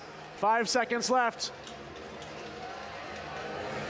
We have one Blue Alliance robot up off the ground, 2 Red Alliance robots parked. Let's see what the official score says. All right, let's see that official score. The Blue Alliance takes the win with a score of 34-33. Incredibly close match. Congratulations to 216, 4015, and 8789. They're advancing to the lower bracket, match 12. Let's give a big round of applause to Alliance number 5, 9580, 5870, and 244 on an excellent competition. Playoff match number 10 is coming up next. Well, folks, we just keep having the closest matches, and this is as close as you can get. 34-33 for the Blue Alliance. That's Alliance number 7. Normally, Alliance number 7 does not last this long in the tournament, but they are moving on to round number 4. Fantastic for them. And how did they do it? Well, this one came down to strategy, folks, and the strategy of just going for the speaker, ignoring the amp, worked for the Blue Alliance. They put up 11 shots in the speaker for 22 points, and that was the difference. The Red Alliance, they tried amplifying. They got 2 in the amp for an amplification period. Then they got 2 in the speaker while amplified, plus 4 more. But that was only 20 points total during teleoperated. So the unamplified strategy for the Blue Alliance is what worked. They also got a robot on stage. That means hanging from the chain at the end of the match. And all these things made the difference. And that's why they win 34-33, as close as it can get. Congratulations to Alliance number 5. You gave it a great run. But Alliance number 7 takes this one and will stay alive. Let's see how long this Cinderella story can continue for. Time for another match, folks. We are in the lower bracket, round number 3, match number 10. We saw Alliance number 3 do really well early on, but now they are in the lower bracket. Let's see if they can stay alive right now. If you look up on the screen, we can see we're in match 10. Alliance 3 in red, Alliance 4 in blue. Still looking at that lower bracket, same as the last match. Winner moves on in the lower bracket. Losing team, unfortunately, eliminated. Let's meet the team, starting with Alliance 3, the Red Alliance down here. It's team 5408. Kennedy Kinetics. They're around here somewhere. Joining them, team 9098. Firehawks. And rounding out this alliance, it's team 4917. Sir Lancerbot. Heading to the other end of the field to meet the Blue Alliance, and you are looking at team 288. The Robodogs. They are joined by alliance partners in yellow capes, team 8081. UMEI Lightning Robotics. And team 9592. Blues, Bolts, and Bots. We're going for a thumb wrestle this time. Almost ready to get this match started. Round 3, match 10, Alliance 3 in red, Alliance 4 in blue. Here we go. Drivers behind the line, starting this match in 3, 2, 1, go. Here we go with playoff match number 10. The notes are flying on both sides of the field. Both alliances looking to score as many as they can. Slight edge right now to the Blue Alliance with one more on the Red Alliance side for good measure. Drivers are now in control of their robots. 288, the Robodogs looking for more notes. Picking up and heading back towards their amplifier. Their alliance partner, 8881, UMEI Lightning Robotics. Shoot and score, going for another one. 5408 on the Red Alliance, that's the Kennedy Kinetics. They're looking to move into a defensive posture on the Blue Alliance side of the field. They are clashing with 9592, Blues, Bolts, and Bots. The robot from Timmins trying to get in their way. 4917, Sir Lancerbot on the way over to the Red Alliance Source Zone. They're being defended against by that Blue Alliance robot. Blues, Bolts, and Bots. 9098, the Firehawks, and Sir Lancerbot both looking for notes, trying to get back across the field to score. Red Alliance still with the edge. Just under 90 seconds left in this match. The Firehawks looking to line up and score at the Red Alliance amplifier. And they're successful. The Firehawks will look to go back for more as Sir Lancerbot. They have a note. They're heading back across the field. 95-92, Blues, Bolts, and Bots trying to get in the way of the Firehawks. 5408 has parked themselves right in front of the Blue Alliance speaker. UMEI Lightning Robotics is going to look to try to shoot and score, just deflecting off the bottom of the speaker. They're going to look to pick that up and go again. All robots now looking to get on the blue side of the field. Sir Lancerbot gets out of the roadblock. They're out and around. Shoot and score again for Sir Lancerbot. Under 40 seconds now, just 10 points separate these alliances. This will be a tight match. The Red Alliance looking to get more notes, get across the field. Blues, Bolts, and Bots still trying to impede that movement. 288, the Robodogs with another note, speeding back across the field. 20 seconds left. Just 5 points separate these alliances. Let's see what happens at the end of this match. Getting on stage might make the difference for some of these alliances. 8 seconds left. We have two Blue Alliance robots looking to maybe park with just a few seconds left. This will make the difference.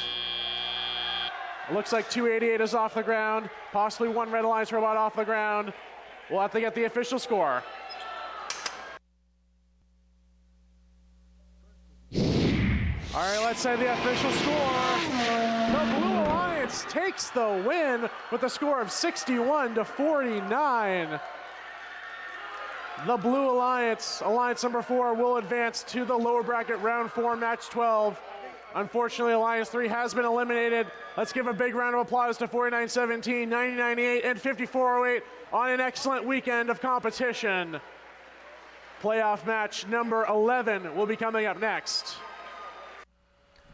Well, another upset here over in match number 10. And that was one I really wasn't expecting, but Alliance 4 takes it over Alliance 3. We talked about Alliance 3 and how great we thought they were going to do, but it looks like they ran into some technical difficulties, just not scoring as much as they normally do in teleoperator mode. Only 9 notes scored. Their opponent did 14 in teleop, and that makes the difference right there. You can amplify as much as you can, but when you have that sort of disparity, it's just not going to work out. So we even saw a great autonomous mode for the Red Alliance, putting up 4 in the speaker. That's more than we've seen these alliances do, but it just wasn't enough to make up for that little disparity during the teleoperated mode. So great job, Alliance 4, staying alive, moving on. We're getting now down towards the end of the lower bracket, and it's really important for these teams to continue fighting. They have to play their matches really, really quickly. But folks, we're going to be moving back to the upper bracket for Alliance 1 versus Alliance 2 in match number 11 in just a second.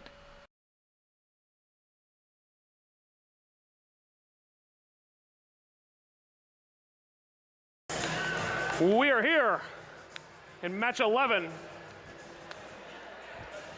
round 4. We're in the upper bracket, so both of these teams are moving on. It's just a question of whether they drop into that lower bracket or stand in the upper bracket. We got Alliance 1 and Alliance 2. Alliance 1 in red. Let's meet the team, starting with your Alliance captain, team 4907. The Thunder Stamps. In the middle position, and also out here on the field, it's team 5031. Full Metal Mustang. And they are joined by team 3683. Team Dave. Over to meet Alliance 2, the Blue Alliance. We're talking to team 2702. Rebels. Their Alliance captain, team 1325. Inverse Paradox. Paper beats rock on the first turn. And team 9782. Wex Tech Titans. Round 4, match 11, Alliance 1 in red, Alliance 2 in blue. Drivers behind the line, starting this match in 3, 2, 1, go! Here we go, playoff match number 11. We have a flurry of activity on both sides as both alliances try to shoot and score as many notes in their speakers as possible. The Red Alliance with a big edge as we enter the teleoperated period of this match. The Thunderstamp shooting way over top of that speaker as our alliance partners Team Dave look to get more and more notes and score in that amplifier. 2702, the Rebels on the blue side doing the same, scoring in their amplifier. That note just falling out as the Thunderstamps shoot over the stage, looking to resupply their alliance partners. Team Dave with a note in hand, they're heading back over as 9782 in their way. Looks like they've lost a bumper as 3683, Team Dave shoots and scores again for the Red Alliance. 5031 in a defensive position, trying to prevent the movement of Inverse Paradox across the field. 2702, the Rebels in position to pick up another note. They're speeding back across. 1325 with another note in the Blue Alliance speaker, colliding with 4907, the Thunderstamps. The Rebels and Inverse Paradox both put notes in hand. They're heading back across the field to score. Red Alliance still with an edge with 1 minute left in this match. The Rebels and Inverse Paradox furiously collecting as many notes as they can, making their way back across. Team Dave looking to get in position, 1325, playing a little defense.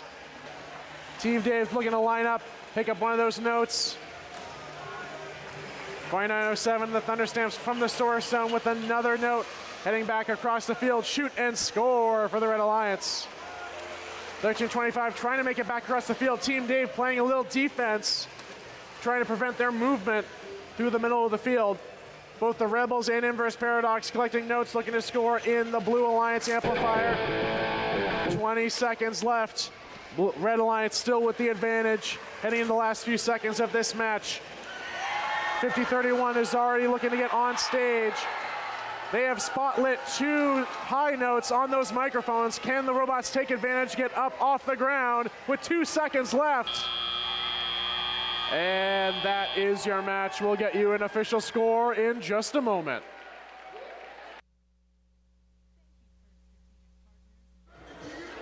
All right, let's take a look at that official score coming up. The Red Alliance takes the win with a score of 80-67, a very competitive match between our number 1 and number 2 alliances. Alliance number 1, it does advance to the finals, with Alliance 2 advancing to the lower bracket, round 5, match 13. Playoff match number 12 is coming up next. All right, folks, the action has really picked up there. And so we've mostly been talking about what the robots have been doing during the teleoperated period. That's when the human drivers are controlling the robots with the joysticks. But that autonomous mode by the Red Alliance, 7 notes scored in the speaker. That is fantastic. That's center line. Remember, that's center line with 5 notes. Those are notes that any alliance can get during the autonomous period. The Red Alliance, Alliance number 1, cleared it out completely. They put up a big 39 points in the autonomous period. That's autonomous alone. That was enough to carry them in this match. They did not have a great teleoperated period. Some things went wrong there. The Blue Alliance actually outscored them completely in the teleoperated period, but it didn't matter because of that massive autonomous mode, especially by teams 4907 and 3683. If they keep that up, they are going to be hard to beat. On the flip side, the Blue Alliance proved there, hey, we can put up some big teleoperated modes. So if they can get their auto going, it could change things. So this was an upper bracket match. This means that Alliance number 1 is moving directly into the finals, while Alliance number 2 now has to go into the lower bracket to fight back, hopefully for a shot to get a rematch of this match. I'd love to see a rematch of that match just because how great that competition was. That was fantastic. I get excited by good autonomous modes. It's just great to see those robots zooming around, all pre-programmed by these students. Now we're going to head on back down to the field with our sideline reporter, Ben, who is with Team 2702, the Rebels. We're going to talk a little bit about what happens off the field. I'm here with Sadie and Abjosh. So guys, what do you guys think about this event and the social aspect of it? It has honestly been amazing. It's so great to network with so many amazing teams and real world, like being able to apply like to real world applications. It's been really amazing. Yeah, so like at an event like this, we have so many different students who come up with so many amazing ideas, and we have lots of amazing industry sponsors that help like support our events. So it's great to see like the different strategies we can come up with and how creative we can be as students and how we can apply this like to impact our future. So yeah. That's great. And how long does it like take to, you know, make these machines and plan out these outfits? Like how long does that normally take? So basically the game is released at the beginning of January, so we have no idea anything about what's going to happen until like January, and then from January until now to completely build and design a robot from scratch. So it's a pretty quick season, but it's a lot of fun. Nice. Thank you guys. Thank you. All right, thank you, Ben, and thank you to the Rebels. Now we're going to head back down to the field. We are in round number 4 for the lower bracket, Alliance 4 versus Alliance 7. This should be a good one. We're here for the second match in round 4. Match 12, moving down to the lower bracket. That means the alliance that loses this match is eliminated from the tournament. The winning alliance, of course, moving on to the next match. Match 12, we got Alliance 4 in red, Alliance 7 in blue. Let's meet Alliance 4 here, starting with team 9592. Blues, Bolts and Bots. In the next position, we've got 8081. UMEI Lightning Robotics. And they are joined by team 288. The Robodogs. To the blue end of the field, where we have team 8789. The Lost Sockets. Team 216. More Robodogs. And team 4015. Jag.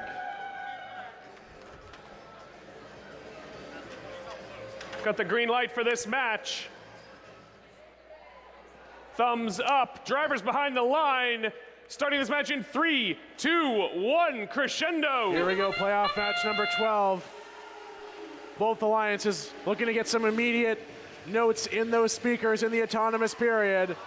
That one from UMEI Lightning just falling out of the Red Alliance speaker. Looking to go for another one, and they shoot and score. Advantage to Alliance 4 in red as we enter the teleoperated period. 2:16. More Robodogs picking up that note, heading back to the Blue Alliance side of the field. Their alliance partner Jag shoots, just misses, and falls out of the speaker. 87-89. The Lost Sockets in their defensive position in front of the Red Alliance speaker, looking to defend against UMEI Lightning Robotics, prevent them from scoring, but they shoot and score anyway in the Red Alliance speaker. 2:16, more Robodogs heading back over to the Blue Alliance station, looking to get more notes, head back across the field. That Red Alliance robot 9592 from Timmins shoots and scores. They're heading back for more. 288, the Robodogs heading to pick up another note, zipping back across to the Red Alliance side of the field. That note just going a little errant there, not quite making it into the Red Alliance speaker. Red Alliance still with a slight edge. Just over a minute left in this match. Another note just slightly missing that speaker on the Red Alliance side. UMEI Lightning lining up for another shot. They shoot and score. 87-89, the Lost Sprockets still taking up that defensive position. Trying to slow down scoring as much as they can as more Robodogs on the blue side heads back and forth, scoring those notes one at a time. And we have an incredibly close match. Blue Alliance taking the lead. With another one just slightly missing, falling out of the speaker on the Blue Alliance side. UMEI Lightning trying to get in position to score, and they shoot and score. The Lost Sockets not making any of this easy for the Red Alliance. They're doing their best to slow down. Red Alliance back in the lead. Just under 30 seconds left. This is an incredibly competitive match. Jag shoots and scores another note for the Blue Alliance. 87-89, the Lost Sockets lining up to climb at the end of the match up on their stage. Red Alliance with the edge, 10 seconds left. We have one Blue Alliance robot already up off the ground. They're on stage for the end of the match. UMEI Lightning, one more note. With looks like maybe 2 Red Alliance robots off the ground, 2 Blue Alliance robots off the ground. We'll have to get an official ruling, and we'll get you that official score in just a moment. All right, let's take a look at that official score. The Red Alliance takes the win with the score of 69-58. A very well fought match for both sides. The Red Alliance, Alliance 4 will advance in the lower bracket. Unfortunately, we are losing the Blue Alliance.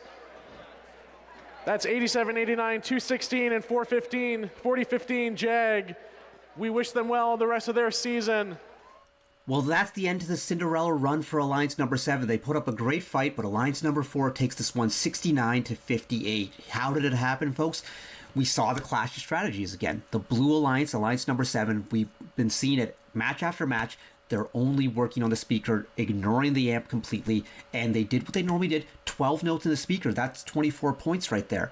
But their opponent also did 12 notes during the teleoperated period, except they put 4 of them in the amp, 4 in the speaker unamplified, but 4 in the speaker while amplified. So they were really trying to focus on getting those amplified shots for 5 points, and that gave them 32 points, and that's essentially the difference in the match. Also, we saw them get 2 robots hanging at the end of the match. That's always a big piece right there, and that's why they will move on to the finals of the lower bracket. So they are still kicking, and they're going to be having to play Alliance number 2 coming up in that match, so that'll be a good one.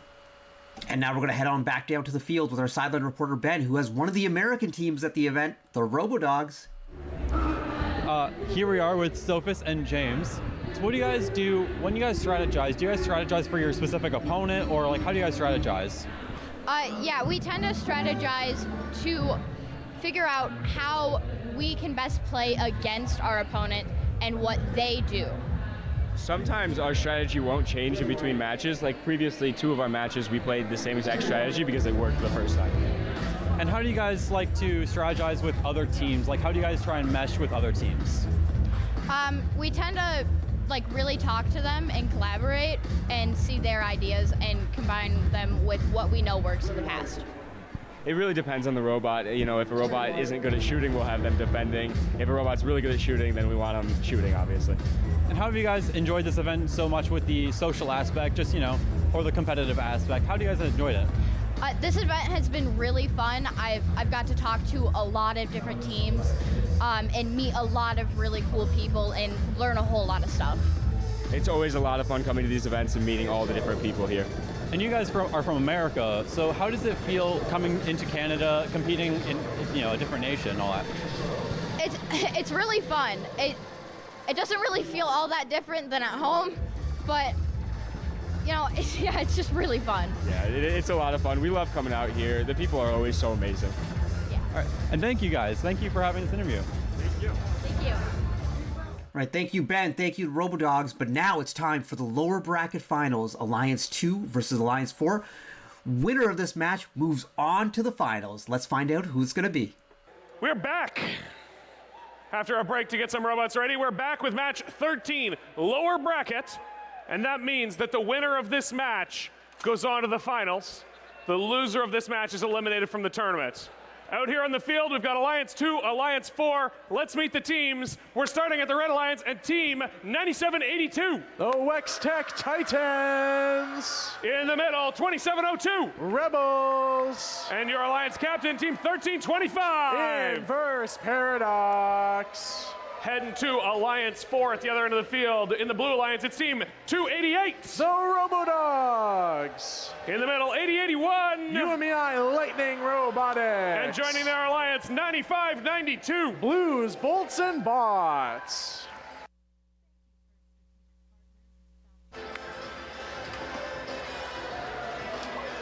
Looks like we've got the thumbs up for match 13. Drivers behind the line, starting this match in 3, 2, 1, go. Here we go, playoff match number 3. This is to decide who will join Alliance number 1 in the finals. We have a flurry of shots on both sides. 1325, note after note into that Red Alliance speaker. UMEI Lightning Robotics doing the same on the Blue Alliance side. Advantage to the Red Alliance as we enter the teleoperated period of this match. UMEI Lightning with a note from the center of the field. They're heading back towards their Blue Alliance speaker. 2702 Rebels just short on that shot towards their speaker. 1325 will pick up that note and they'll shoot and score for the Red Alliance. That Red Alliance speaker is amplified. The Rebels looking to take advantage. Just short again on that shot. UMEI Lightning lines up, shoot and score for the Blue Alliance. As their alliance partner, the RoboDogs, look to place that note in the Blue Alliance amplifier. UMEI Lightning another shot and score in the Blue Alliance speaker. 95-92, Blue Bolts and Bots in a defensive posture near the Red Alliance source station, trying to slow down the progress of 1325. Big collision between 288 and 9782 on the Red Alliance side. Still advantage to the Red Alliance, 42-32. Anything can happen in the next minute of match play. 1325, Inverse Paradox with a note in the Red Alliance amplifier. 2702, the Rebels look with yet another shot on the Red Alliance speaker, trying to line up for that shot. UMEI Lightning shoots and scores for the Blue Alliance. That Red Alliance note not quite making it into the speaker. 9782 not allowing UMEI to make it to the Blue Alliance source zone. The RoboDogs trying to pick up that note and head back around. Red Alliance still advantage, 48-36 with 40 seconds left. UMEI Lightning just dropping that note. They're going to try to pick it up. They're fighting for it for 1325. 1325 steals it, heads back across the red side. 2702 Rebels shoots and scores. 1325 with another note. They're lining up. 20 seconds left. Shoots and scores on the Red Alliance side. Little collision there in the middle of the field as robots are going to look to collect notes or make it back to their stages to hang. Earn some bonus points to end the match. 6 seconds left. How many robots can get off the ground? We have one Red Alliance robot off the ground, one Blue Alliance robot's off the ground, and that is match time. We'll get you an official score in just a moment.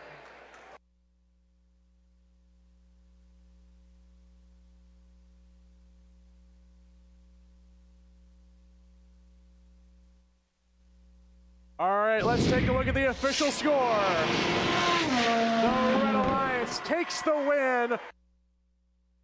Alliance 2 takes it 67-49. Red Alliance going to the finals. Let's hear a round of applause for the Blue Alliance, Alliance 4. That's teams 288, 8081, and 9592. They have unfortunately been eliminated from the tournament. We are heading to the finals. We're going to be taking a short field break to give Alliance 2 some time to get ready for the next match. We will be back with you in a few minutes. All right, folks, we have our second finalist. It is Alliance number 2, teams 1325, 2702, 9782, taking it 67-49 in the lower bracket finals over Alliance number 4. That means Alliance number 4 finishes in third place. Nothing to shake your head at. That is a great performance right there. Hey, the autonomous modes, they're getting dialed in. We had 5 for the Red Alliance, 4 for the Blue Alliance. That's pretty heavy right there. But what this one came down to, again, was amplified notes in the speaker. The Blue Alliance went back to the strategy of just scoring in the speaker, ignoring the amp, while the Red Alliance put 6 of the amp. That meant they had 3 amplification periods, and in those 3 periods, they hit 5 big shots, each worth 5 points. That's what made the difference in the match. They had a 13-point advantage in teleop, plus a 5-point advantage in auto, and that was the whole difference, 67-49. So, great job by the Red Alliance going to the finals. And now as we come into the finals, the Red Alliance is going to have to find a way to slow down the number 1 Alliance. So number 2, the number 1 Alliance, they put up scores of over 100. They put up an 88. How are you going to get those scores down? Are you going to play a little bit of defense to try and stifle them? Or are you just going to try and outscore them? That's going to be really interesting to see what they come up with here. But in my mind, I think they have to do something different, because if they just try and play the way they've been scoring every time out, they're just not going to have the points to do it. So it'll be a really interesting final. I am super excited for it, and I know you are too. Before we get started with these finals, which are going to be super exciting, let's meet one of the teams in the finals, Team 3683, who are on our number 1 Alliance. They are down by the field right now with our sideline reporter, Ben. I'm here with Nikita and Bray. So what are your guys' jobs as mentors? I am the strategy lead on Team Dave, Team 3683 from Waterloo, Ontario. So we collect data, we run strategy in match, and we make pick lists. I'm also part of strategy, so I help out with a lot of that stuff. And I also help out with the business and administration side of the team, so like fundraising, sponsors, stuff like that, award submissions, other side of the team for sure. And what is a pick list? So before, after qualification matches, Alliance selection happens, which means the top 8 teams pick 2 other teams to play with in eliminations. And a pick list is a collection of teams that we want to pick in order, so that as the teams get picked, we know who to pick next. And how do you organize that pick list? Like how do you rank these teams? So we're collecting data throughout the event all the time with our scouts up in the stands who collect the quantitative data, and then we have some students who are also just watching for like general qualitative data. And then at the end of all of the qualification matches, we have a big meeting where we all discuss and make that list together and make sure that everyone agrees and is happy with our choices and stuff. Very interesting. Thank you guys for taking this interview. Thank you. All right, thank you, Ben, and thank you, Team Dave. Team Dave's got to get ready right now because we are about to start the finals. Alliance number 1, Team 3683, 5031, 4907, up against 1325, 2702, 9782. Alliance 1 is in red. Alliance 2 is in blue. Alliance 1's been our highest scoring alliance all the way through the tournament. Alliance 2 they've already played once. Alliance 1 took that one fairly comfortably. So let's see what Alliance number 2 can do here to try and pull the upset. It's going to be a good one, folks. Enjoy. Are you ready for the finals? We have 2 incredible alliances here. We've got Alliance 1 in red, Alliance 2 in blue. Alliance 2 dropped to that lower bracket, fought back to come back on top, and here they are. And now we are going to meet the teams competing against each other, starting with the Red Alliance and team. This team was the winner at the Windsor-Essex events and the Western events last year.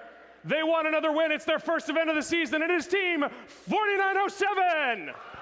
From Parkside Collegiate Institute in St. Thomas, the Thunder Stamps. They were the winners at the York event in 2022. They want to add another one to the list. It's Team 5031. From Downsview Secondary School in North York, Full Metal Mustangs. They were your winners at Waterloo last year. Provincial champs finalists multiple years in a row now. They want to add another one to their list as well. You're looking at Team 3683. From St. David Catholic Secondary School in Waterloo, Team Dave.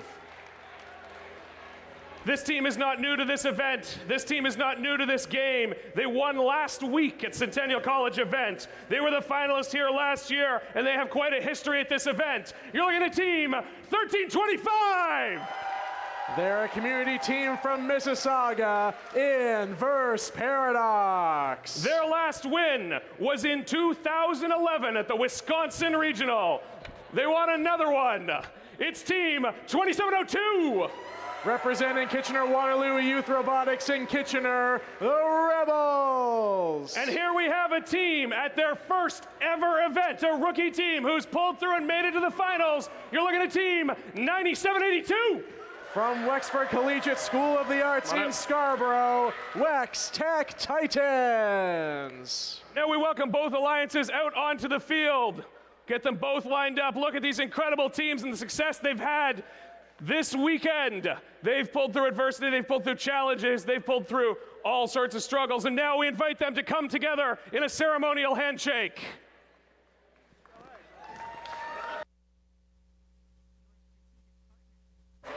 Teams, power on your robots.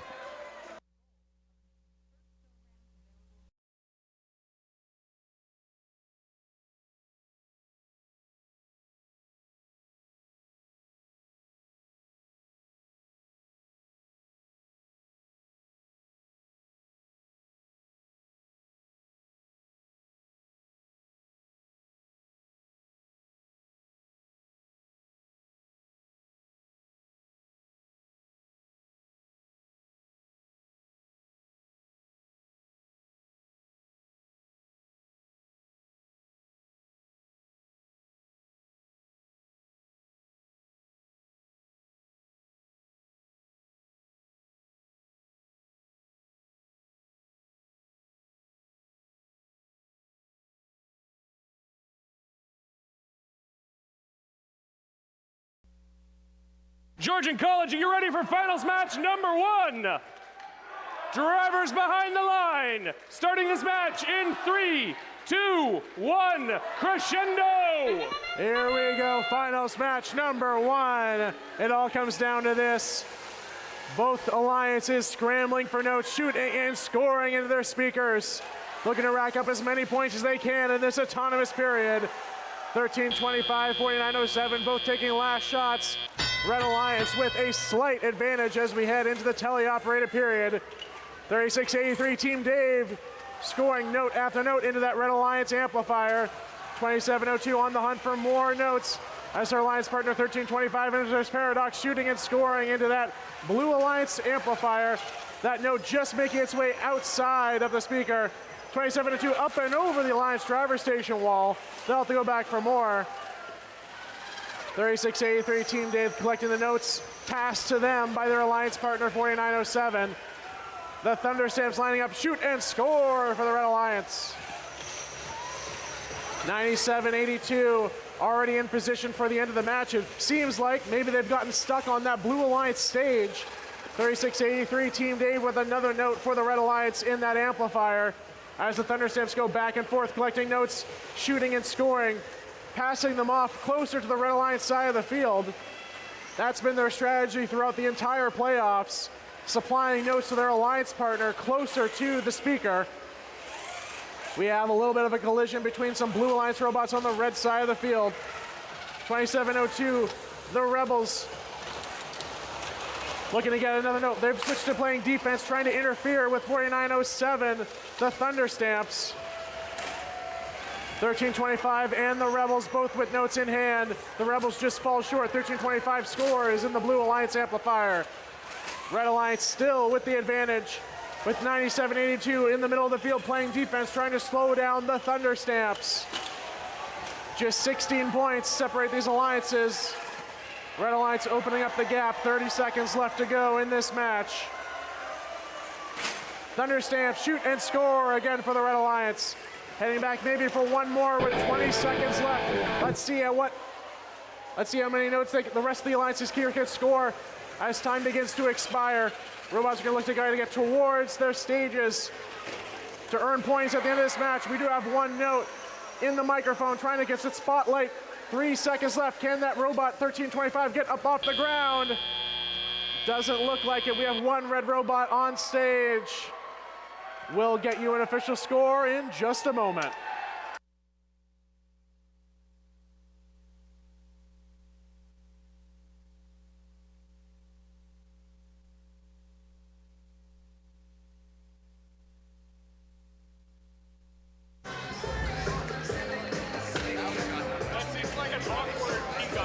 Let's see the official score for finals number one. The Red Alliance takes the win with the score of 93-69. This is a best 2 out of 3, so we will go to finals match number 2 coming up next after a short break. What a fantastic finals match that was. Alliance number 1 takes it 93-69, and a lot happened in that match. Let's talk about the autonomous mode first, because there were 5 notes scored by each alliance. So that's 25 points. That's massive compared to some of the scores we've been seeing earlier. The Red Alliance focused on the center line. So 36-83, 49-07 were, driving to the center line, grabbing a note, and then shooting it. While the Blue Alliance didn't focus on the center line. They just focused on their preloads and the notes up close. And so that's where we got to the 5-5 piece. In teleoperated mode, it was really interesting. So earlier, we've talked about the teams who have not been focusing on the amp. But both these alliances realized, hey, the way to score points in this game is to make sure you're scoring as many notes as possible while amplified. And so that amplification period only lasts for 10 seconds. So if you have to race all the way back down the field to get another note to score in that amplification period, you may run out of time. So what these alliances were doing, they were doing the passing strategy or the feeding strategy, where one robot, so we saw 36-83 doing it, we saw 27-02 doing it, where they would grab a note from the loading station, drive a little bit forward, and then fire that note down the field. They aren't allowed to shoot it directly from the loading station because there's a rule against that. You do have to exit that zone. So they will exit that zone and shoot that note down there and then go pick up another note. So they can come down when the speaker is amplified, shoot the note they're carrying, and then pick up the note that they passed earlier, or they could have the partner do it who's already down there. So that's the passing strategy that we saw, and it was effective for both alliances. The other strategy that we saw was some defense that was being played. 5031 was occupying a position on the field to try and block the Blue Alliance robots from getting to their loading station. And 9782 was doing the same thing. Except while 9782 was doing it, they accidentally got stuck on their own chain, and they were stuck there for a while, meaning that match turned into a 3-on-2 for the Red Alliance. That really gave them the advantage. Now, 2702 came in to free up their partner, 9782, but by that point, it was a little bit too late. And what made the difference here? Because both alliances had 3 amplification periods from 6 notes scored in the amp. Well, the Red Alliance used those amplification periods and put up 9 notes during that time. The Blue Alliance was only able to do 2. And so that's where this match really, really flipped, was the amplification periods. That's a difference of 35 points, and you can see that in the score. So the final score there was 93-69. The Blue Alliance did gain 15 points because of penalties on the Red Alliance. So the score is not truly indicative. It was kind of a bigger gap there, but those penalties made it a little bit closer. So now we got to get ready for Finals 2. And what is the Blue Alliance going to do? They have to recognize, hey, we got outscored there. So maybe they're thinking that if 9782 isn't stuck on the chain, they can play some more effective defense. Maybe 2702 or 1325 wants to play a little bit of defense. Or maybe they want to try and find a way to make sure that they're getting more amplified notes scored. Those are the different avenues when you're trying to pull off an upset and try and beat an alliance which has consistently scored more points than you can. How is it going to play out in Finals number 2? I'm not sure, but we're going to find out in just a little bit. While we get ready for final number 2, we're going to throw it back down to our sideline reporter, Ben, who has the hometown team, the Cy Bears. And now I'm here with Ben and Julian. So you guys are the hometown heroes. How does it feel to perform in front of your, hometown crowd? Yeah, it feels great. There's lots of people from the college that we've worked with, a lot of our mentors that have helped out our team. So it's really great to show off and hopefully recruit some more people that are in the area. Yeah, it feels pretty good. We were at the New Market competition last week, and we had the chance to improve this week. And so you guys are a new team. How did your team come to be in Georgian College? Yeah, so one of our mentors, Callum, he happened to be in Toronto at a tech convention, and he met with Marjorie Cook, who works here at the college, and he was on a previous team, Revolt, and he wanted to start a team because he was coming to Georgian College, and it worked out, and he talked to her, and then it ended up with the team, yeah. So for your first year, did you guys have high expectations, and how did you guys perform to your expectations? Yeah, I mean, being a rookie team, you don't really come in expecting much, and we did a lot better than we really expected. The New Market was a really hard competition to go into. There's a lot of old teams there, a lot of experience, and we held our own. We did pretty good, and when we got here, we improved over the week, and we did even better here, so really happy. How do you think you guys performed? I think we did pretty well for a rookie team. I know that as a coder, we had a lot of challenges with that at first, but given the time, we were able to improve it and actually get to where we were today. Thank you guys so much for talking to me. Please enjoy the rest of the tournament.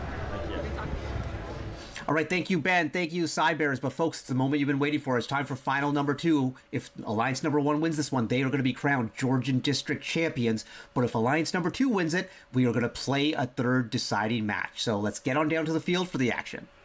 Are you ready for finals match number 2? We know these teams well. We'll meet them again quickly here, starting on the Red Alliance. Alliance number 1 and the Alliance captain is team 4907. The Thunder Stamps. In the middle, 5031. Full Metal Mustang. And team 3683. Team Dave. Down to meet Alliance 2 and the Blue Alliance. Your Alliance captain, team 1325. Inverse Paradox. Joining them is 2702. Rebels. And 9782. Wex Tech Titans. Alliance 2 in blue needs the win to go to the tiebreaker. Alliance 1 has the advantage in red.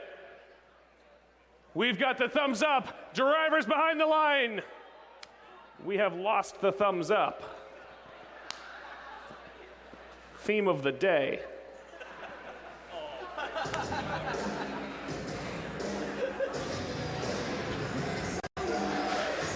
It's back. We've got the thumbs up. We've got the green light. Finals match number 2. Drivers behind the line. Starting this match in 3, 2, 1, crescendo. Here we go. Finals match number 2. This is it. 50-31, 49.07. And Team Dave all looking to score as many of those notes as they can on the Red Alliance side as Inverse Paradox looks to shoot on the Blue Alliance side. Red Alliance with the advantage coming out of the autonomous period. The Thunderstamps looking for another note from their source zone heading back across the field, but they're encountering some defense from Wex Tech Titans. 36-83, Team Dave collecting those notes into the amplifier and then shoot and score into the Red Alliance speaker. That speaker's been amplified for a few seconds, looking to take advantage and earn some bonus points. 50-31, Full Metal Mustangs looking to play some defense against Inverse Paradox. Inverse Paradox trying to navigate their way around the Full Metal Mustangs, get to the red side of the field. Big collision of robots on the Blue Alliance side as the Thunderstamps try to get back towards the Red Alliance side of the field. Thunderstamps shoot way over top of their stage, passing off to their alliance partner Team Dave, who shoots and scores. 49.07, the Thunderstamps again going back and forth, shooting across the field, supplying their Red Alliance partners with more notes. We have a standoff here in the middle of the field. 1325 colliding with Full Metal Mustangs. Team Dave across the field. They drop that note with 1325 moving into a defensive position, trying to prevent them from scoring. Team Dave again going towards the amplifier instead, depositing that note inside. As the Rebels grab that note, back and forth they go. Shoot and score for the Blue Alliance. Red Alliance still with a big advantage. Just over 40 seconds left in this match. 1325 trying to get begin. Team Dave and the Red Alliance speaker as 50-31 and the Rebels collide in the center of the field. 30 seconds left in this match. Team Dave with another note to the Red Alliance speaker. That speaker's amplified. 49.07, the Thunderstamps looking to take advantage. Colliding, big pileup of robots in the center of the field. 20 seconds left. Thunderstamps looking to line up and score. Looks like they decided to go for the stage instead. We have one note on top of that stage in the microphone, possibly spotlighting Team Dave as they climb up and get on stage. 3 seconds left. Here we go. That is your match. We'll get you an official score in just a moment. All right, here we go. Official score for you. The Red Alliance takes the win with a score of 76-26. A big round of applause for Alliance 2, 1325, 2702, and 9782, your finalists. And a big congratulations to your winners, 4907, 3683, and 5031. Stay tuned for your final award ceremony. All right, folks, we have our Georgian College District Event Champions, teams 4907, 3683, and 5031, taking this match 76-26. You know, with robots, these robots have been playing for 2 days straight, lots and lots of matches. It is hard to keep these robots running, and sometimes you run into technical difficulties. And so we saw that right away in the autonomous period, where none of the Blue Alliance robots moved beyond one of them taking a shot early on. So they only 5 points put up in auto, and that was enough to flip this sort of match. 1325 seemed to have something jammed in their intake, so they had to play defense for most of the match. On the other side, the Red Alliance, they were cooking. Team 3683 just scoring so many notes in the front zone. It was wild. 4907 did a great job of feeding them, but 4907 also looked like they ran into some technical difficulties at some point too, so they switched over to defense. So there was a lot of things, and this is what happens with robots. It is really, really hard. These high school students, what you don't see on in between these matches is the kids are underneath the robots. They are working. They are trying to fix things. It looks like an F1 pit crew, because that's essentially what it is. It's a robot pit crew. And so they were keeping these robots running. So great job to all these teams. A little bit of a bummer that, our finals had some technical issues for the robots, but that's the nature of the game. And part of this game is it's not about just building the best robot. It's about building the robot that can continue to run all the way through. But hey, huge congratulations to teams 1325, 2702, 9782 for making it all the way to the finals. And congratulations again to our winners, 4907, 3683 especially. These are teams, expect to see them on the world stage, expect to see them breaking records. Fantastic scoring, and I only expect them to see them improve in the future. So it's going to be exciting. There's no limits to what they can do this season, and great matches there in the finals. All right, folks, it's time to find out who our winners are of our final awards. Some of the most important awards at FIRST, like the Engineering Inspiration Award and the Impact Award for the team who has the greatest impact in their community. So let's head on down to the field to find out who our winners are. What an incredible competition this has been this weekend! Thank you to everyone who made the last few days such an incredible success. The sponsors, the district planning committee, the field crew, and everyone at the scoring table, the volunteers in the pits, our machine shop, and everyone else. Thank you to all of our incredible volunteers.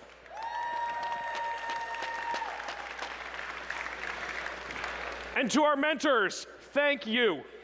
FIRST teams in all programs continue to increase, and we need more dedicated people like you. You are the key to success for so many students. Let's now have the students carry on the FIRST tradition of standing up to thank their mentors and coaches who generously volunteer their time and talents because they believe in you. Students, please stand up and show your appreciation.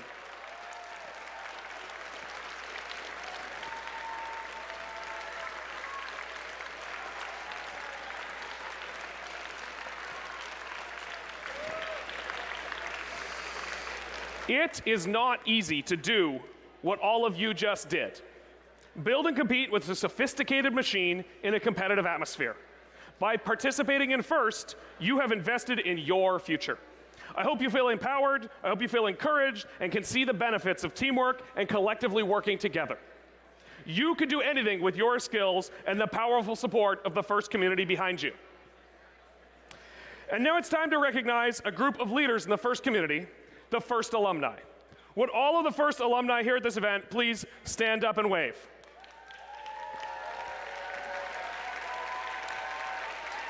Thank you for all that you continue to do to further the mission of FIRST and inspire the next generation. For some team members here, this may be the last season you compete with FIRST as a student.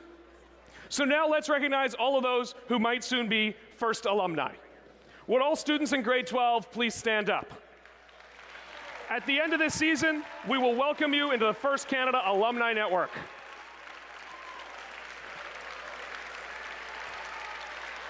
We cannot wait to see what you do next. And to all alumni in grade 12s, if you aren't connected with us yet, head on over to firstroboticscanada.org/alumni to sign up in our alumni database and join our LinkedIn group. This way, you'll be connected to hundreds, if not thousands, of FIRST Canada alumni around the globe, and there's no better network than the FIRST Canada Alumni Network for finding internships and careers. And if you're going to Provincial Championship, make sure to make plans to stick around for the Alumni Social on Thursday after qualifications. There'll be food, guest speakers, networking opportunities, and some FIRST Canada alumni swag. And if your team doesn't qualify, you could always come to an event as a volunteer and still be there for the social. On Friday, we'll also be hosting the first ever Alumni Alley, where the FIRST Canada alumni have been invited to show off their cool jobs, projects, or even their own companies. It's not something you're going to want to miss. Now it's time to present a couple of well-deserved individual awards. To recognize the Woody Flower finalist nominees, please welcome to the field FIRST Senior Mentor and 2013 Woody Flowers Award finalist, Sarah Sills.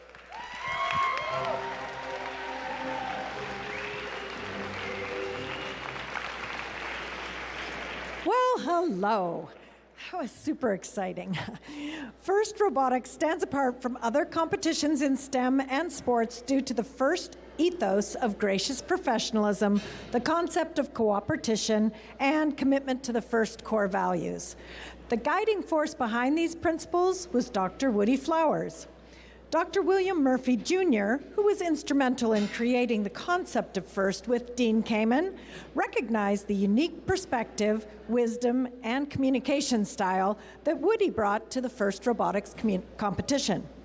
Now let's recognize the past winners of Woody Flowers Finalist Award who are here in attendance today. Winning in 2016 from 1325, Roland Singh.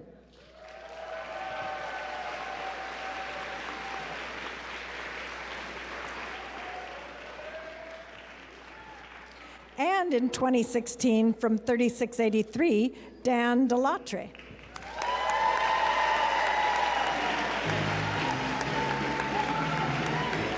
The other left. And in 2021 from 1374, Kate Walsh.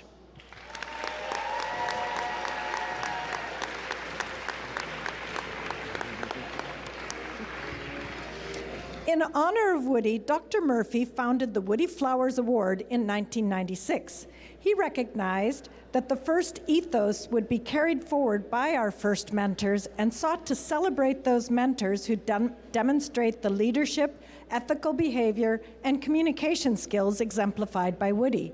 Students are uniquely positioned to share evidence of how their mentors have led their team through their knowledge, dedication, and unwavering gracious support. In their own concisely written words, students nominate a team mentor by their inspiring Woody Flowers essays. With this award, we celebrate excellence in communication in the art and science of engineering and design. Woody believed societies get the best of what they celebrate. Being recognized by students through nomination essays makes this honor very meaningful to mentors. It is truly an honor for a mentor to be nominated for this award. So now, we would like to recognize the nominees for the event. Please come down to the floor to be recognized. From 4907, Scott Whitlock.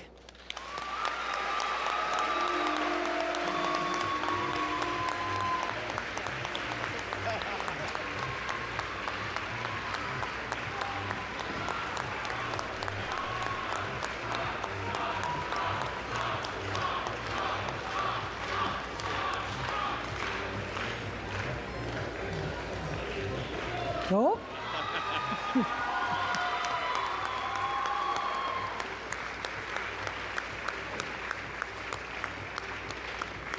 Congratulations, right here. And from 5870, Jim Miller.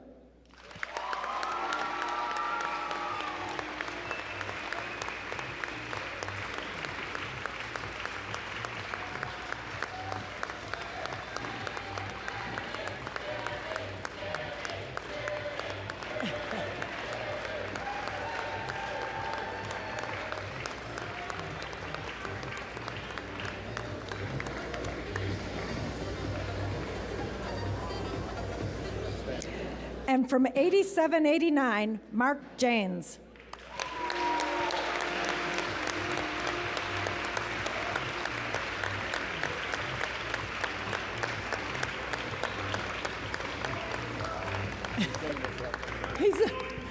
He's loading the truck. Now that's a dedicated mentor.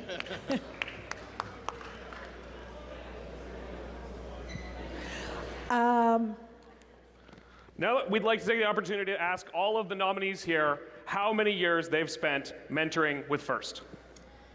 2018 was the first year, and everybody knows that COVID knocked a lot of years out of that. About 5 years. Thank you very much. And if we get Mark back, tell him to just come join the party. Mark's been doing it for 15. At the 2024 Ontario Provincial Championship, 2 mentors will receive the Woody Flowers Finalist Award. Then at the championship in Houston, 1 mentor will be selected from renominated past finalists to receive the 2024 Championship Woody Flowers Award. Thank you.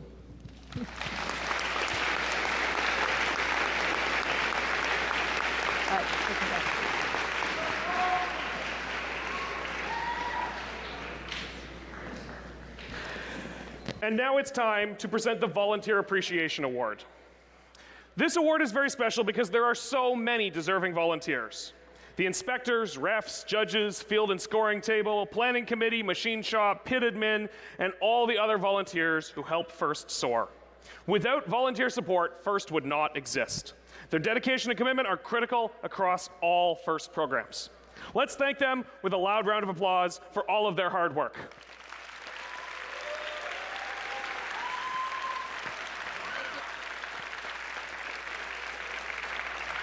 And now it's time to recognize one of our many amazing volunteers. To present the Volunteer Appreciation Award, please welcome the program delivery partner for FIRST Robotics Competition at FIRST Robotics Canada, William Neal.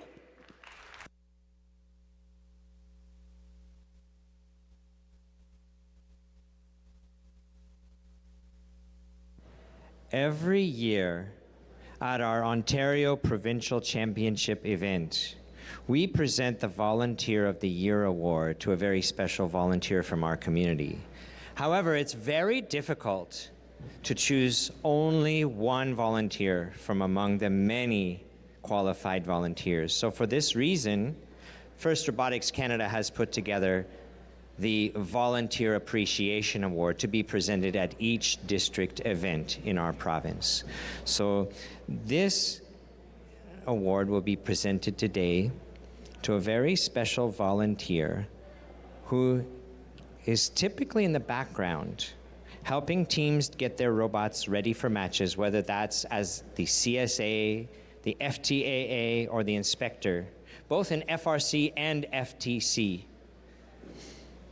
As a FIRST Canada alumnus, this volunteer has dedicated many hours to the program, ensuring that teams and other volunteers have the best possible experience, always trying to learn the most and being incredibly kind. Today I have the honor of presenting this award to Anas Ishtiak, the 2024 Georgian College District Volunteer Appreciation Award winner. Thank you so much. It's so nice. Here you go, Anas. You want to stand right here?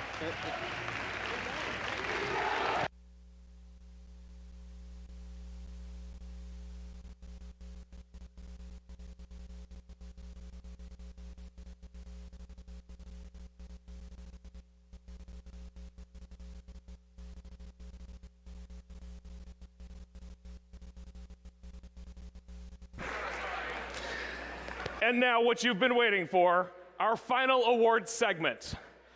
Please welcome our judges back onto the field.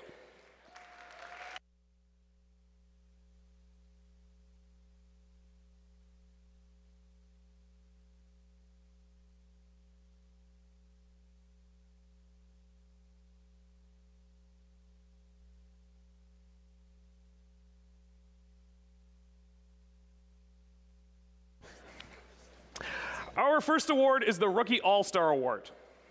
The Rookie All-Star Award celebrates the rookie team exemplifying a young but strong partnership effort, as well as implementing the mission of FIRST to inspire students to learn more about science and technology. Here's what the judges had to say about the award-winning team. This rookie team is full of enthusiasm and camaraderie and have inspiring persistence. They're well on their way to mastering the art of strong teamwork and planning. If they keep this up, the other teams will have to reckon with a titanic force. Qualifying to compete for the Rookie All-Star Award of the District Championship is Team 9782. From Wexford Collegiate School in Scarborough, the Wex Tech Titans.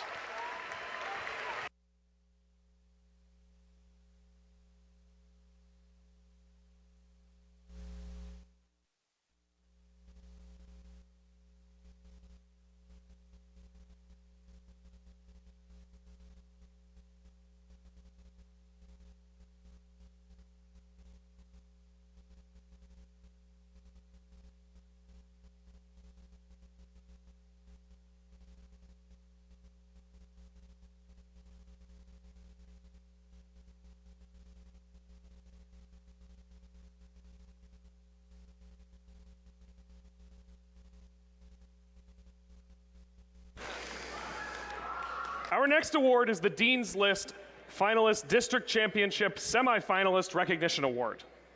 First Dean's List District Championship semifinalists are outstanding, passionate student leaders who demonstrate exemplary effectiveness at attaining FIRST ideals.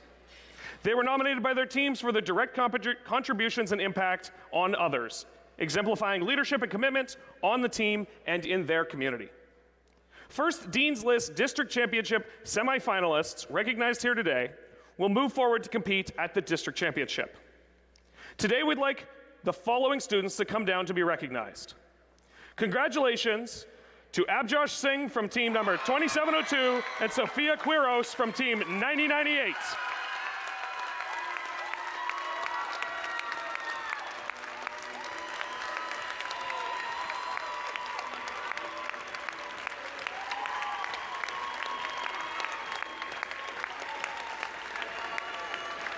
Congrats. Congratulations.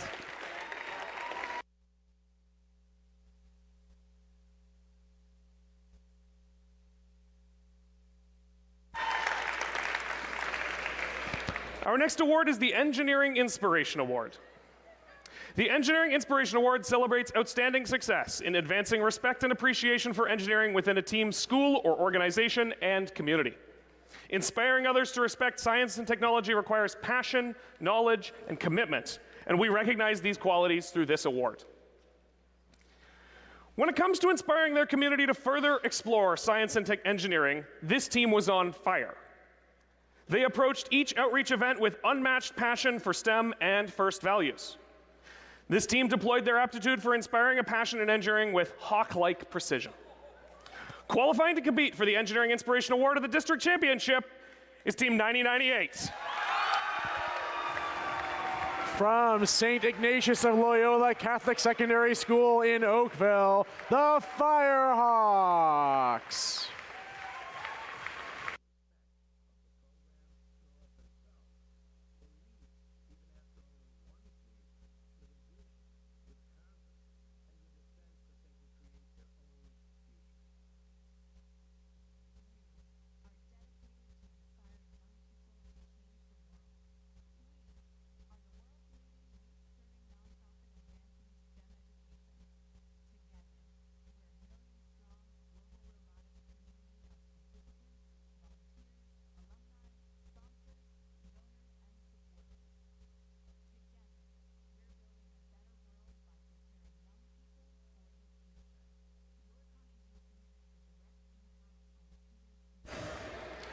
Our next award is the Finalist Award. Congratulations to our Alliance captain, Team 1325.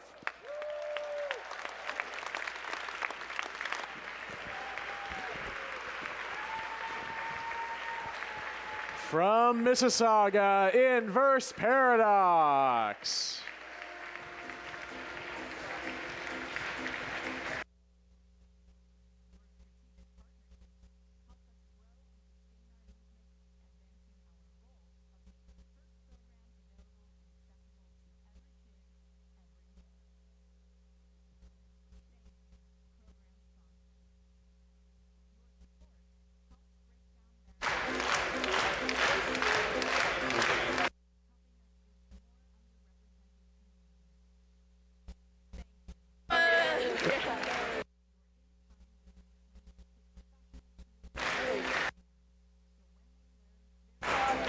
And joining them are their alliance partners, Team 2702. Representing Kitchener-Waterloo Youth Robotics in Kitchener, the Rebels.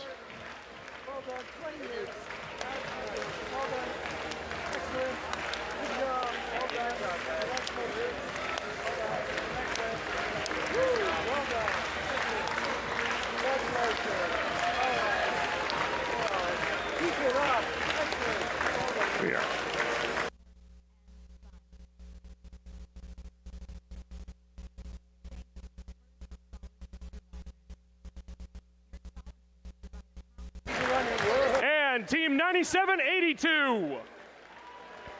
From Wexford Collegiate School of the Arts in Scarborough, the Wextech Titans.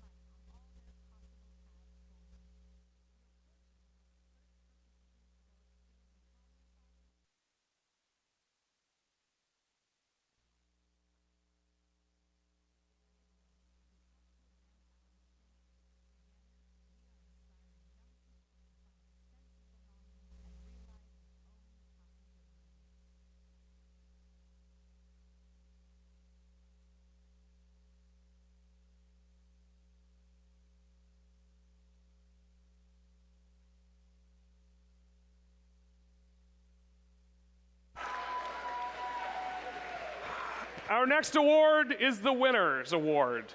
Congratulations first to the Alliance captain, Team 4907.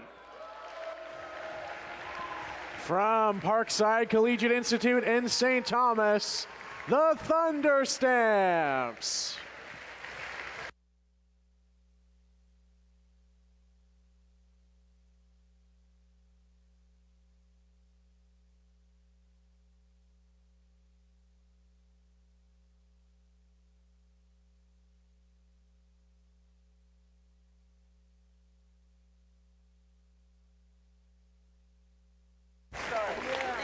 And their alliance partner, Team 3683.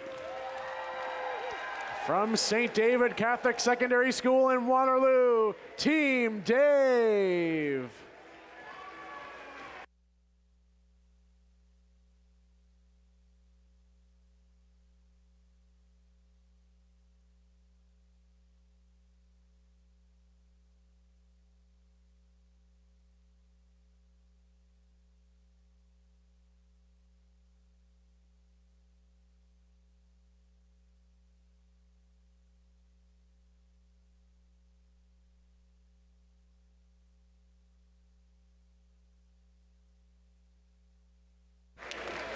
And Team 5031. From Downsview Secondary School in North York, Full Metal Mustangs.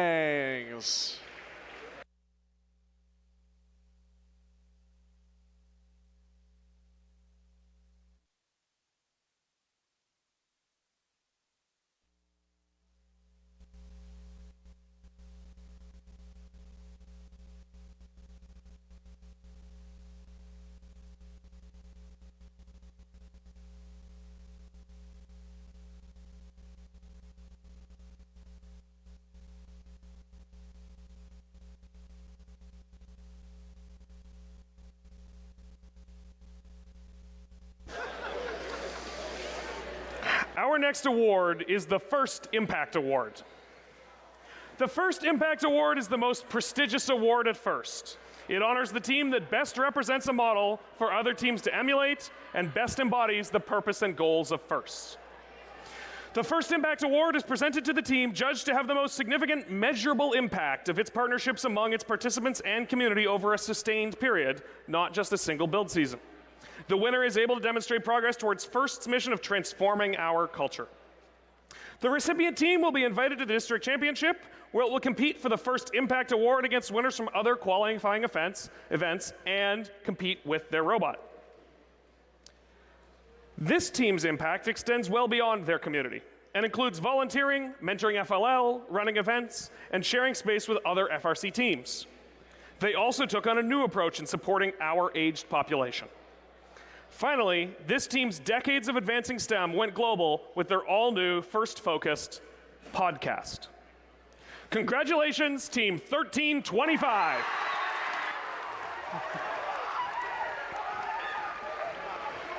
They're a community team from Mississauga, Inverse Paradox.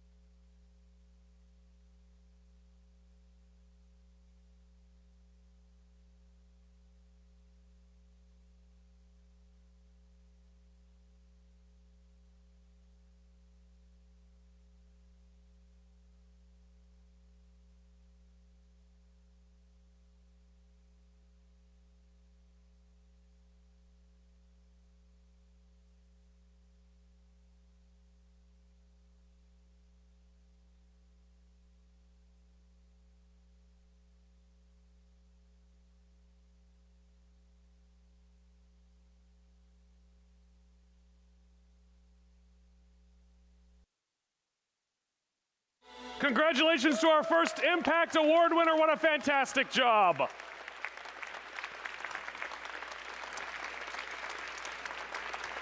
This concludes the awards ceremony and the crescendo presented by Haas competition here at Georgian College. Please join me in congratulating all of the teams on their performance and, more importantly, for all of their efforts towards a successful future.